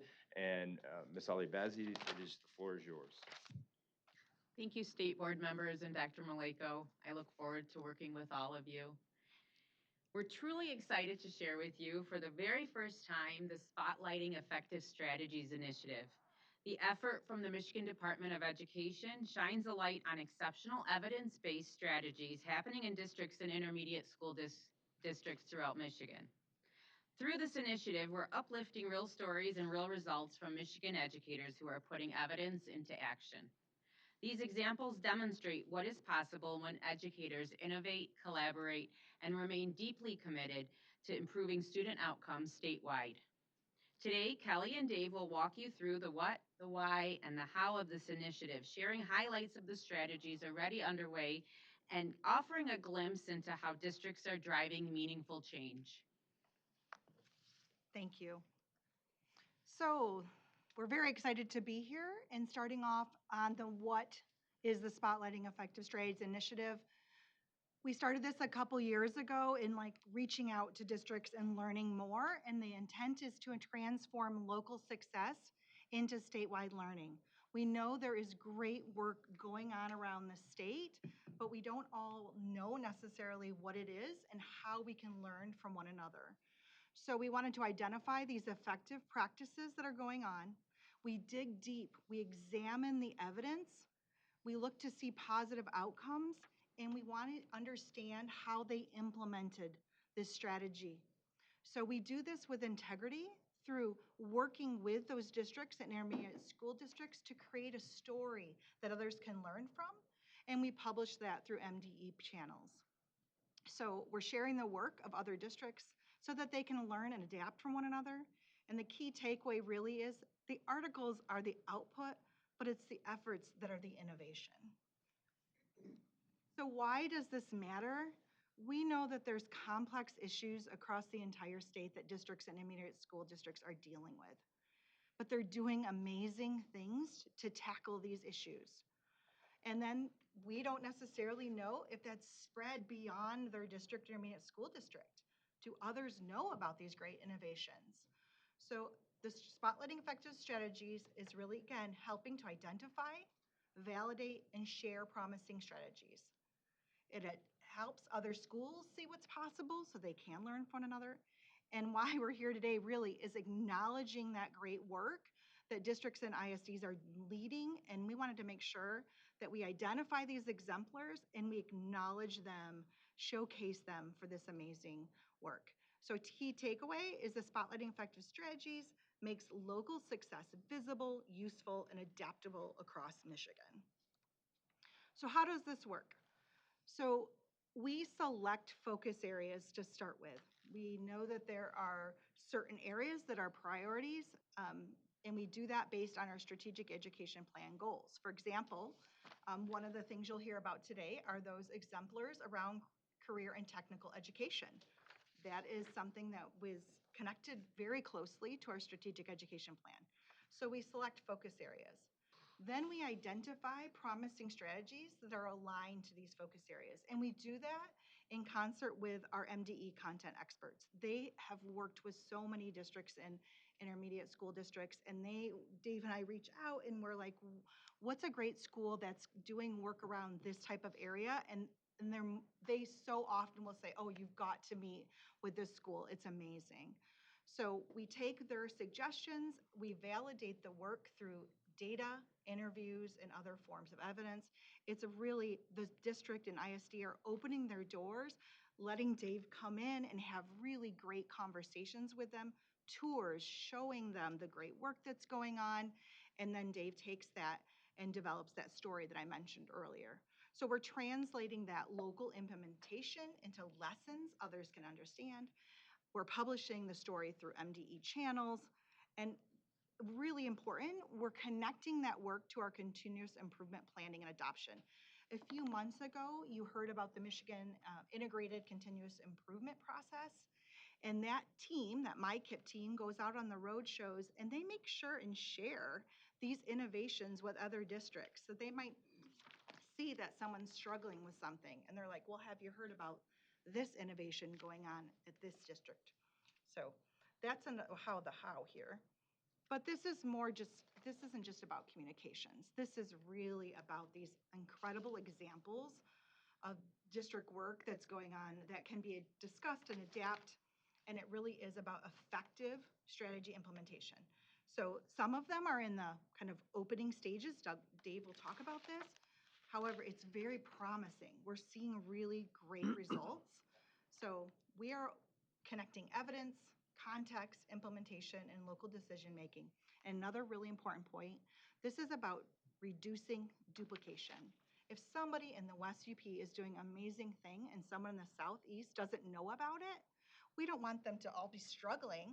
We want to see where we can have them learn from one another. So key takeaway is that spotlighting effective strategies is helping Michigan educators learn from Michigan educators. As I mentioned, we select focus areas that are connecting to those priorities related to the strategic education plan. These are the 4 series that we've done so far around letters, early warning and intervention monitoring systems, or EWIMS, career and technical education, CTE, and alternative education. These are the 4 series that we have created, connected with these districts and ISDs. And now Dave, I'm going to turn it over to Dave, and he's going to share more and really highlight the great innovations that these individual schools or districts are doing. Thank you, Kelly. We'll dig into how things were selected. Kelly talked about this earlier. We were really intentional about what we chose to focus on, those focus areas. As she mentioned, they're in alignment with the strategic education plan. We were looking for evidence of implementation and progress and actually usefulness to other Michigan districts. Districts have the same challenges and have the same issues. So we tried to look for some commonality there. And we weren't looking for perfect programs. We were really looking for the successes and the challenges with implementation, because that's what happens. It never goes the way you want it to go when you start. You always have to monitor and adjust. And I think that's more authentic, because perfection is difficult to replicate and it's not realistic. The goal was to show what made the work possible so others could learn from it. So really, I keep coming back to that same phrase. It was about knowledge transfer.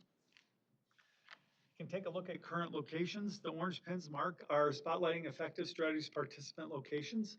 So every one of these schools or ISDs were highlighted in one of those focus areas. And we made a concerted effort to get across the state geographically. We also made a point to visit rural, suburban, and urban ISDs and districts, because there are success stories everywhere. Now I'd like to introduce the 4 spotlighting effective strategies focus areas and the exemplars we identified within each one. For each exemplar, we focus on the part of the work that was most relevant to that topic. And what you'll hear is really a snapshot. There are a lot of positive things going on in each one of these locations, more than I can mention, but we only have so much time. You're not getting the complete story about every ISD in every district. Our first series was on language essentials for teachers of reading and spelling, which you heard about this whole morning, so I'm not going to talk about what that was because you already know this. The spotlighting effective strategies examples were not about the training, right? The places that we visited in this series is really about how the district implemented it, how the teachers were supported in that process, and how it was paid for, how teachers were coached, and how they looked at long-term sustainability models. So it really wasn't just about the training they received, it was about what they did with it. Our letters exemplars included Kent City Elementary School of Kent City Community Schools. They were here and addressed the board last year. We spotlighted them for their building-wide initiative that was championed by teachers. So it was the teachers that led that process. Wajanka Elementary School of Woodhaven and Brownstone School District, we recognized them for their boosting of teacher confidence, which led to enhanced instruction.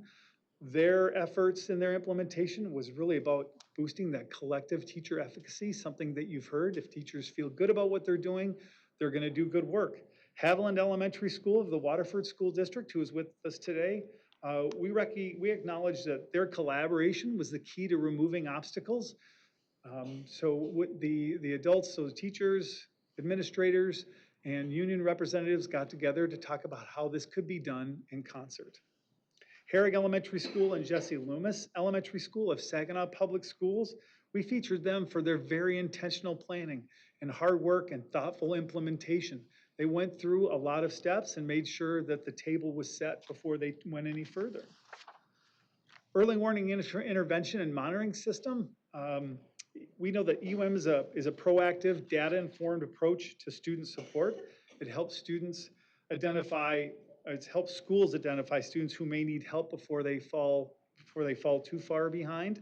It focuses on the key indicators of attendance, behavior, course performance. And it's not just about collecting that data, it's what you do with it. When we take that data in and we analyze that with our teacher teams and we figure out what interventions to offer specific students to meet their needs, that was really what that Spotlighting Effective Strategies series was about, how they use that process to change outcomes for students. And these examples, our exemplars, really show what EWIMs look like in real settings. Baldwin Junior Senior High School of Baldwin Community Schools, we showcase them for making positive attendance a priority through their proactive approaches. So in their process, they really made attendance the #1 thing that they tried to address.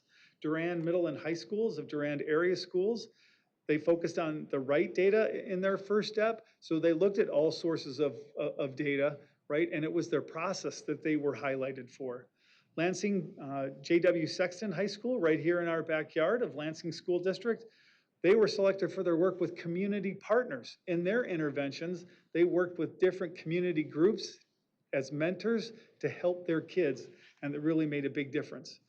One thing I'd like to point out is these 3 schools improved chronic absenteeism by an average of 17% over the last 3 years. So having EWIMs, this process supported by the department in place, has really made a difference for those districts. Career and technical education programs. We know that CTE connects rigorous academics with hands-on career-focused learning. It helps students see how school connects to life after graduation. And CTE supports a lot of things for kids. Credential attainment. A lot of kids can walk out of high school and have a job because they've been prepared while they were in high school. Career readiness, post-secondary planning, and workforce development.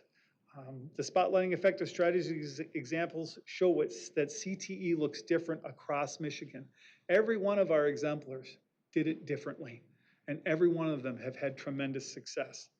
Some of them embraced newer, small facilities, some large regional career centers, some focused on employer partnerships, and some of them have expanded access in rural and underserved areas. I think the common thread amongst all of these is that they're creating pathways that respond to student needs, and they're meeting the needs of local industries and community priorities. We're lucky today to have all of our CTE exemplars with us. Kalamazoo Regional Education Service Agency and their new Career Connect campus was commended for demonstrating the value of CTE to constituents. They built a brand new cutting-edge facility that is just, if you ever have the chance to see it, it's impressive. Mecosta Osceola ISD Career Center was spotlighted for aligning student pathways with high-demand careers, especially their information technology cybersecurity program. North Ed Career Tech of Northwest Education Services in Traverse City. They work with stakeholders to expand program opportunities, mainly in aviation maintenance. They have students that are thriving in this new program, and heavy equipment and diesel mechanics has tremendous interest among students in that region. The Sioux Area Career Center, they've made the trek all the way from the Sioux today of Sioux Area Public Schools. We acknowledge them for developing programs to meet community needs. They had a lack of childcare options in their community, and we know that's a real economic driver. If parents don't have places to take care of their kids while they work, that can really limit economic output. So the Sioux Area Career Center developed an early childhood education program so those students could get certified and serve in their communities, and that's exactly what happened. Washtenaw Career and Technical Education, in concert with Lincoln Consolidated Middle School, we identified them as a strong example of innovation in CTE programs for middle school students. So they have programs for middle school, so they're prepared when they go into high school that they have options and they're ready and eager to move into high school programs. Our last series was on alternative education. We know that alternative education shows why context matters. These programs provide flexible, student-centered pathways to graduation, and they support students facing barriers such as attendance, credit completion, life circumstances. Sometimes kids can't make it to school because life gets in the way. Disconnection from school. A lot of students don't feel that high school has anything for them. So when we have alternative education programs, there's a sense of creating that belonging. And that's what these spotlighting effective strategies exemplars exhibit. Relationships, belonging, engagement, individualized support. And the goal of these programs really wasn't to lower expectations, but it was to help students to reconnect, graduate, and prepare for life after high school. So these are kids that needed a different opportunity, and that's what alternative education does for them, and that boosts our graduation rates. Our alternative education exemplars, Crossroads High School of Kentwood Public Schools. We commended them for their focusing on workforce preparedness. They spend 2 days a week where students go out into the community around Grand Rapids and they work with employers and work with training centers, and that's part of their curriculum. Quest High School of North Branch Area Schools, home of Corey Rosser, former Michigan Teacher of the Year. They were featured for creating an environment of belonging. A lot of students that they get are just disconnected, or the high school that they were in didn't meet their needs. Corey's done a fantastic job of making sure kids feel like they're important. Troy College and Career High School, also with us today, of Troy School District. We showcase them for collaborating with MDE to work with us to put together an alternative schedule that really met kids' needs and for honoring student voice. A lot of their co-curricular opportunities are driven by the kids. One thing I'd like to say about our alternative education exemplars is that these schools improved 4- and 5-year graduation rates by an average of over 20% over 3 years. So a significant impact on raising that graduation rate in their communities, and it's striking. What I'd like to say really is, if anything, this has improved the department's relationships with the communities and districts and schools that we serve.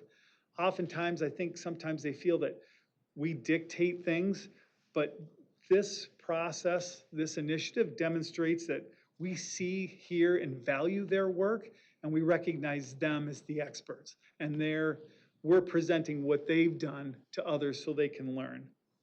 So where do we go next? We want to continue to expand into other strategic education plan goals.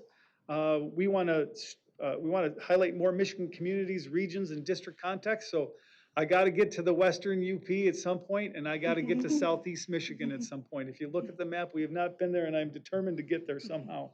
We want to strengthen connections to MyKIP, the Strategy Bank, MDE roadshows, and future state board presentations. In the past year, you've heard from 2 presenters that came from this initiative. Waterford was one of them, and Kent City was another. In a few months, you're going to have Baldwin Community Schools here to present on EWIMS. So it's a nice pipeline for them to come talk to you.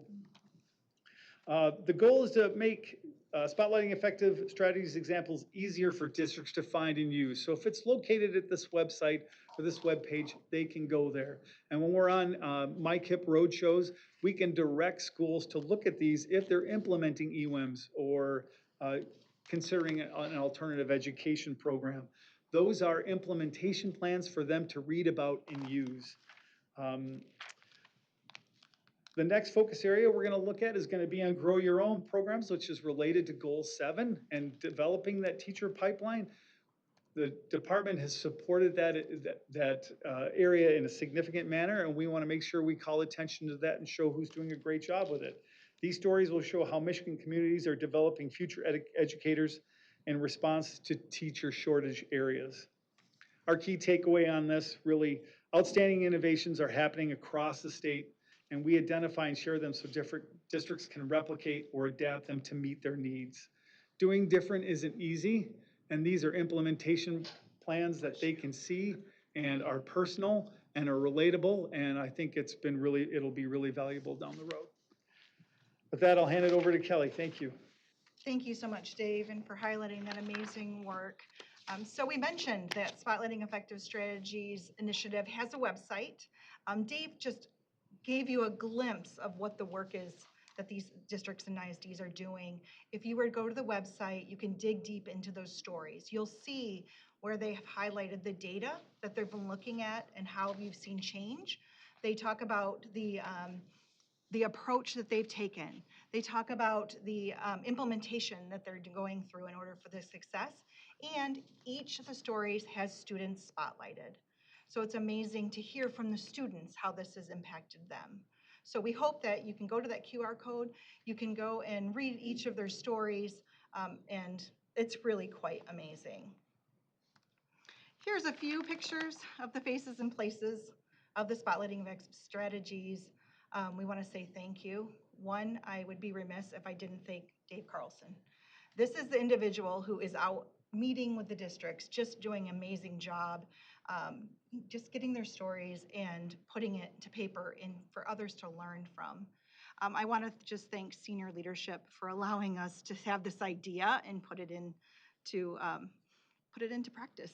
So Can I add one more thing? I just would really like to thank the people that are here today for inviting me in and taking the risk. I mean, you know, it's kind of a dicey thing for a guy from MDE to show up and say, poke his nose around. They're like, oh, why are you here? So they are willing to take the risk and collaborate with us and be, you know, I guess, authentic about their story, which I think is really important. Absolutely. Thank you for that, Dave, for sure. I want to just thank a couple of our colleagues, Susan Bigelow and Linda Dancer. They are the people responsible for helping us edit. Linda's responsible for the website, those type of things. But most importantly, we want to thank those districts who are here with us today. So thank you. I'm going to write off your names if you don't mind standing when you hear so. Waterford School District, we have Darren Holly, Assistant Superintendent of Pre-K 5 Instruction. Lauren Wiseman from K-8 Literacy Consultant. Christine Sisporin from Pre-K 12 MTS and Title I Coordinator. From Kalamazoo, Risa, we have Dr. Diedrich Martin, who's the superintendent, and Sarah Mansberger, who's the Executive Director of Career Connect Secondary Programs. From Mecosta Osceola ISD, we have Joshua Bull, Assistant Superintendent of CTE. From Northwest Education Services, we have Patrick Lamb, Assistant Superintendent of CTE. Sioux Area Public Schools saying, make the truck down. In the Sioux Area Career Center, Amy Scott Kronemeyer, Superintendent, Kelly Greener, Career Center Director, Janine Sherman, Principal of Sioux Area High School.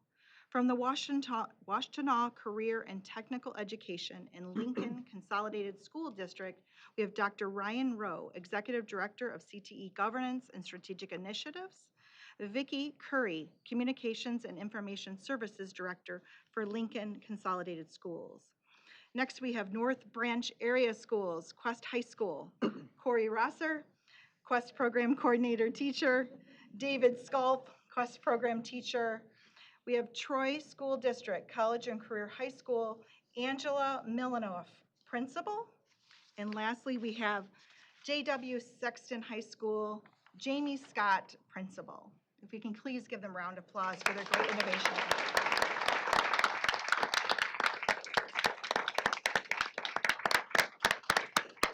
We really appreciate the honor of sharing their great work. So with that, we'll hand it back to all of you for questions. Thank you.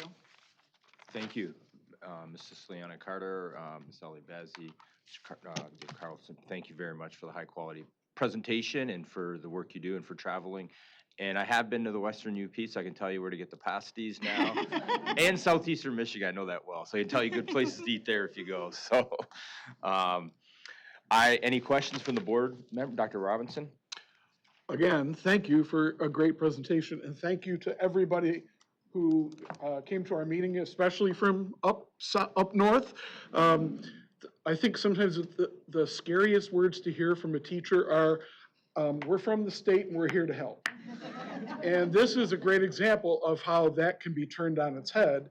And what was the most rewarding to me is, as you were, Dave, as you were going through all these great programs, is I would look at the back of the room and people were smiling. When do people smile about state programs? So I really appreciate that. Part of my dissertation research was school-college collaborations. And I started that work when I was a school teacher and found that some colleges understood how to do it and some didn't. And then when I got on the other side of the desk and was teaching college, I thought we need to do a better job. We work with the same populations. College kids are just hopefully taller and older. But what I like seeing here is that the state is offering ideas, and also it sounds to me like doing a lot of listening.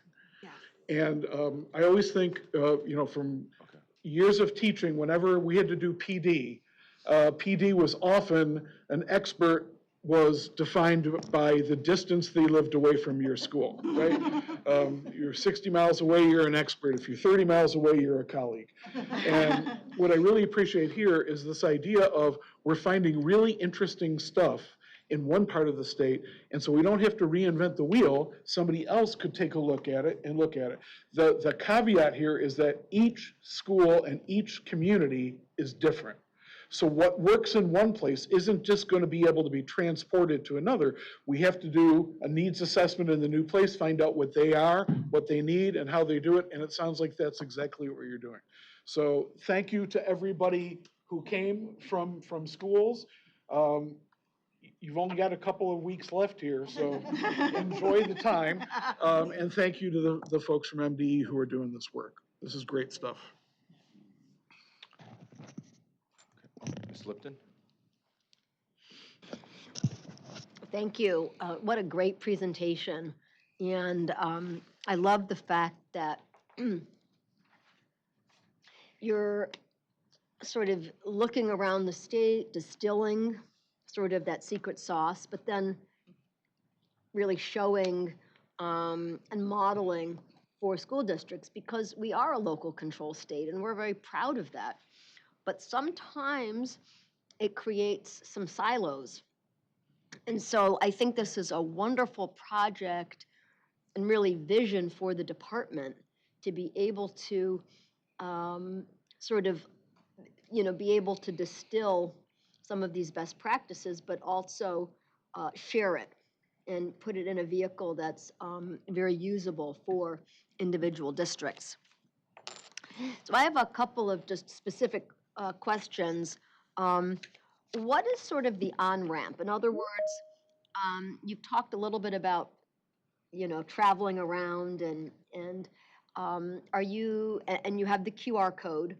Are you sort of looking at districts, statewide associations to sort of contact you? Is there sort of like a form or a nomination?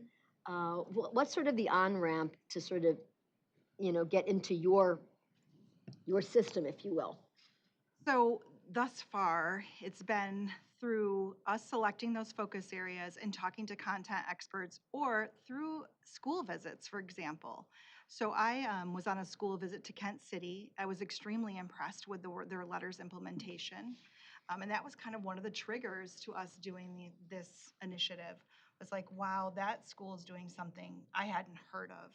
And so it is through kind of right now the word of mouth, but this is the reason we're doing the presentation is that Okay. we're hoping to be able to, I know Bob's going to be sending out a press release later today, but to start marketing that farther and wider so that we can have others who may even say, oh my gosh, we'd love to be spotlighted as well for what we're doing. We tried to do something a few years ago, you might remember 3-4 years ago when the strategic education plan just started. And it was too cumbersome. It was more of like, hey, you submit something, give us a lot of details. You kind of have to pass our it was very, yeah, just too intense, right? Versus a friendly individual coming because we've heard there's great things going here. Let's learn from one another. And that has been so much better. So that helps thus I far. love that model. And so really any one of us Yes, potentially absolutely. We would love could, that. could sort of highlight or really even a district that's aware of another district doing something.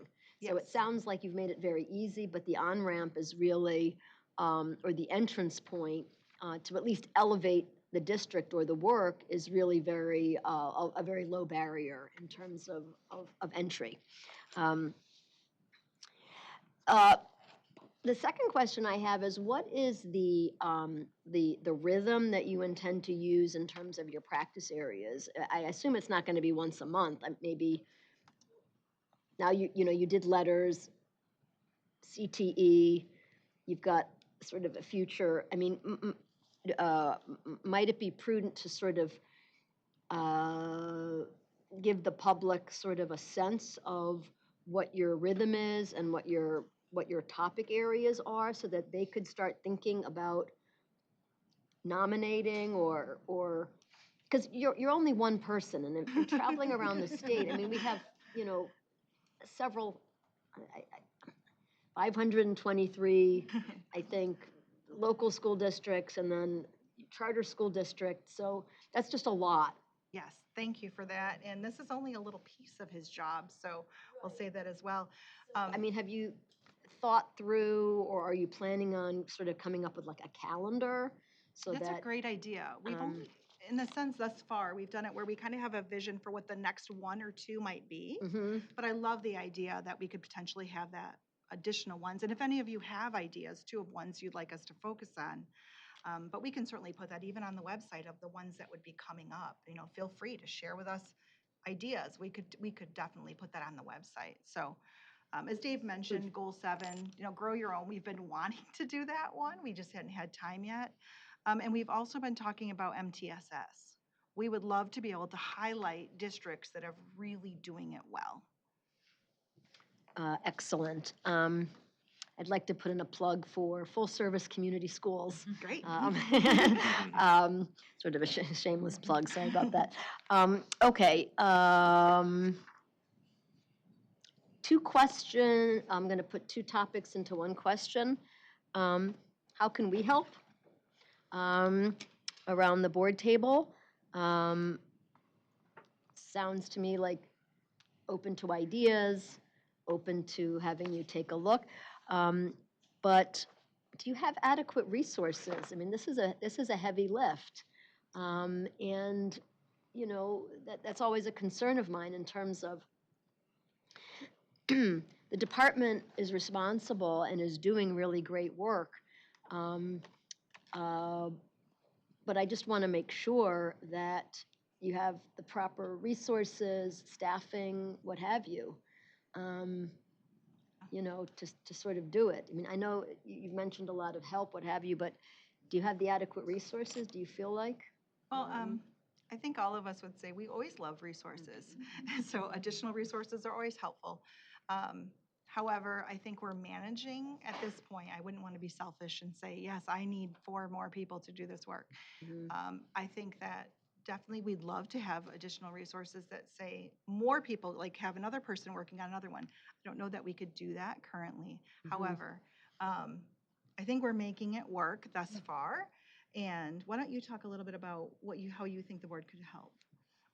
If I'm looking at the board, if you're aware of someone that's doing something really great, I would love to hear that. We've gone through mostly different units and offices within the department. Sometimes I have to hunt people down and say, hey, I'm looking for this.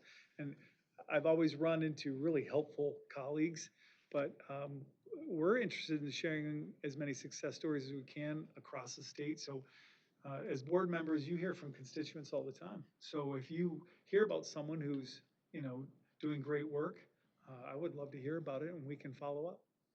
And we may have to adjust our process sometimes because it is intensive. Dave and I have talked about this. So when you go on a visit and if a date going to the West UP, for example, which he will be doing, that may take days to travel and do those type of things. But we might have to adjust and do some that are more of, a Teams channel kind of conversation. So we may have to adjust our process and maybe it can't be as intense as if we wanted to. But right now we're lucky. We've been able to do it, so. Wonderful, thank you. Mr. McMillan? Yeah, I really appreciate the presentation, and I like the idea of MDE not necessarily always being about compliance, but being about support. And I know that there is that, but I'm also interested in incentives. You'd mentioned that there'll be a press release, and if other districts or schools are doing something and they want to be highlighted or spotlighted, that it'll bring attention to that. But I think the real purpose of this is to see if districts want mentors, want a district to help them. They want to implement these things. Here's what other districts are doing. But then I think about the incentives, like, a district could be burdened by, now it's not the case now, but as this evolves to where I think you want it to go, they could spend 10, 20, 30 hours a week mentoring districts, and they don't have that ability. Unless we reward them or unless there's some incentive. So I don't know how to solve that, but, I just put that out there that I love this idea, but if it flourishes the way we're looking for it to, districts and schools could be almost penalized, like taking away a lot of our time, and we all want to help people and help other districts, do these things, but there's got to be some incentive and not the disincentive of taking up a lot of our time. I know everybody's altruistic and I want to help and we want all districts to do this, but, there's limits. And I've said that, and I'm sure that they've heard from other districts. And I've said, I'm going to publish this story. I might be making more work for you. And I know it does happen. Yeah. At the level that I've seen, and like you said, people really want to help other people, but there is a limit to your resources and your time. I haven't run into anybody telling me that yet, but if you're doing something really well, they're going to want to come and visit and watch. And I'm sure that's happened in some places already. But I think they're happy to share what they're doing. Educators are pretty friendly and they want success for others. Right. But you're right, it could get in the way. But as for incentives, we haven't gotten that far yet. But that idea is certainly something that we should consider. And if I can just add too, Dave mentioned the relationship piece that's been just incredible, that we feel like we've gained from this. We're so thankful that they've allowed us into their school districts to have these conversations.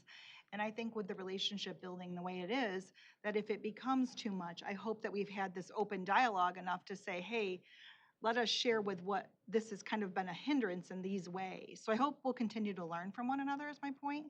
And that if we hadn't built relationships, it might have been like just a one-off conversation. I do think in the articles, there's a lot of meat in there. Mm-hmm. How I envision that working out is a continuous improvement team would go to the webpage and saying, we want to do EWIMs within our district or in our school. And they would read about one of the districts and one of their committee gatherings and look at, well, this district's like us and they did these things and they're not really big. They're about the same size as we are. So I do think there's enough substance in the articles for them to get a launching point, because implementation, no matter what you do, is relative to your context, your resources, and your community. Thank you for the question. All right, well, thank you. I just wanted to mention too, appreciate the great work you're all doing. I think it's very important. And I know, Kelly, you're working hard on the strategic plan on top of that. Bob Wheaton and I, had the pleasure of meeting with Dr. Diedrich Martin and board members back in, I think, early April, maybe late March, somewhere around there. And it's a wonderful CTE facility. We met with all board members from the region. They got a great group. And the student first sign did get a picture with the cow, if you remember that one. So I'm just saying, but it is very impressive. And I look forward to maybe going to more of these areas moving forward. We do want to recognize them. I believe you have certificates. So before we adjourn for lunch, I think we're going to do that right now. Do some photos with their certificates? Yeah, Is that yeah, we okay? could present them right now if you'd like, yeah. Thank you. Because we still have some time, and Sure. if any board members Yeah. like to. I don't know if anybody wants to go. Feel free. Yeah. Why don't you go? Yes, sir, Brother McMillan. Let's go, Troy. It's not hard to get me in pictures. Oh, yeah. Those good.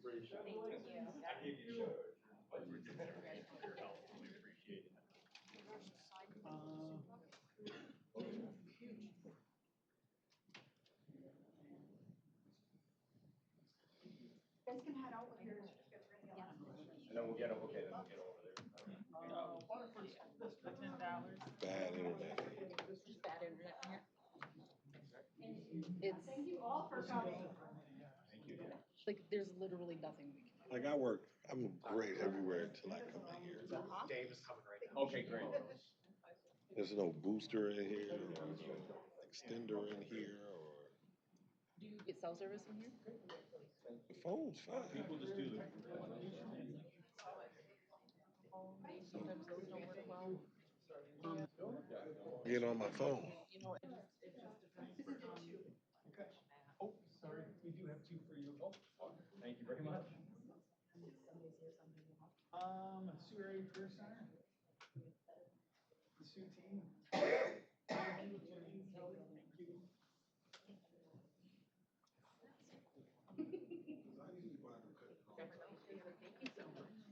So what I heard from most people is they log off and then log back on. Appreciate it. With the guests, with like the guests afterwards. Yeah, we're gonna be out there, I guess. We're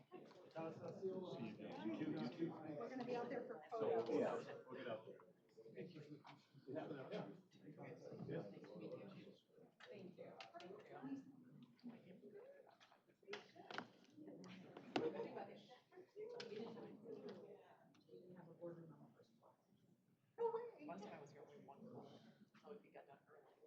Well, not only on the fourth floor, but we're in the middle of the building. Right, like it's not like we have an exterior, right, like we're literally smack dab. They put them, hold on. It's the little white, with the blue dot. They're not. Welcome to our world. Again, State Department. Now, if you were on your state provider's device, you could log into the state network and it is a little bit better. Well, but I was just explaining that there are days where Yeah. well, no, like our state computer, there's a secure network for state devices. And that sometimes works better, but when that goes out. I work off of, like, I'll go off of my personal, like, my personal phone, like. Where did Tino go for holiday? We'll find out. He's a happy guy. He even voted against me. I said, hey.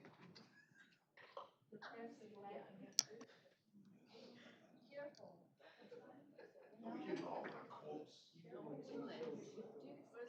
Yeah. Okay, you know what? Yes. Yesterday was the 1-year anniversary of her and Travis getting engaged.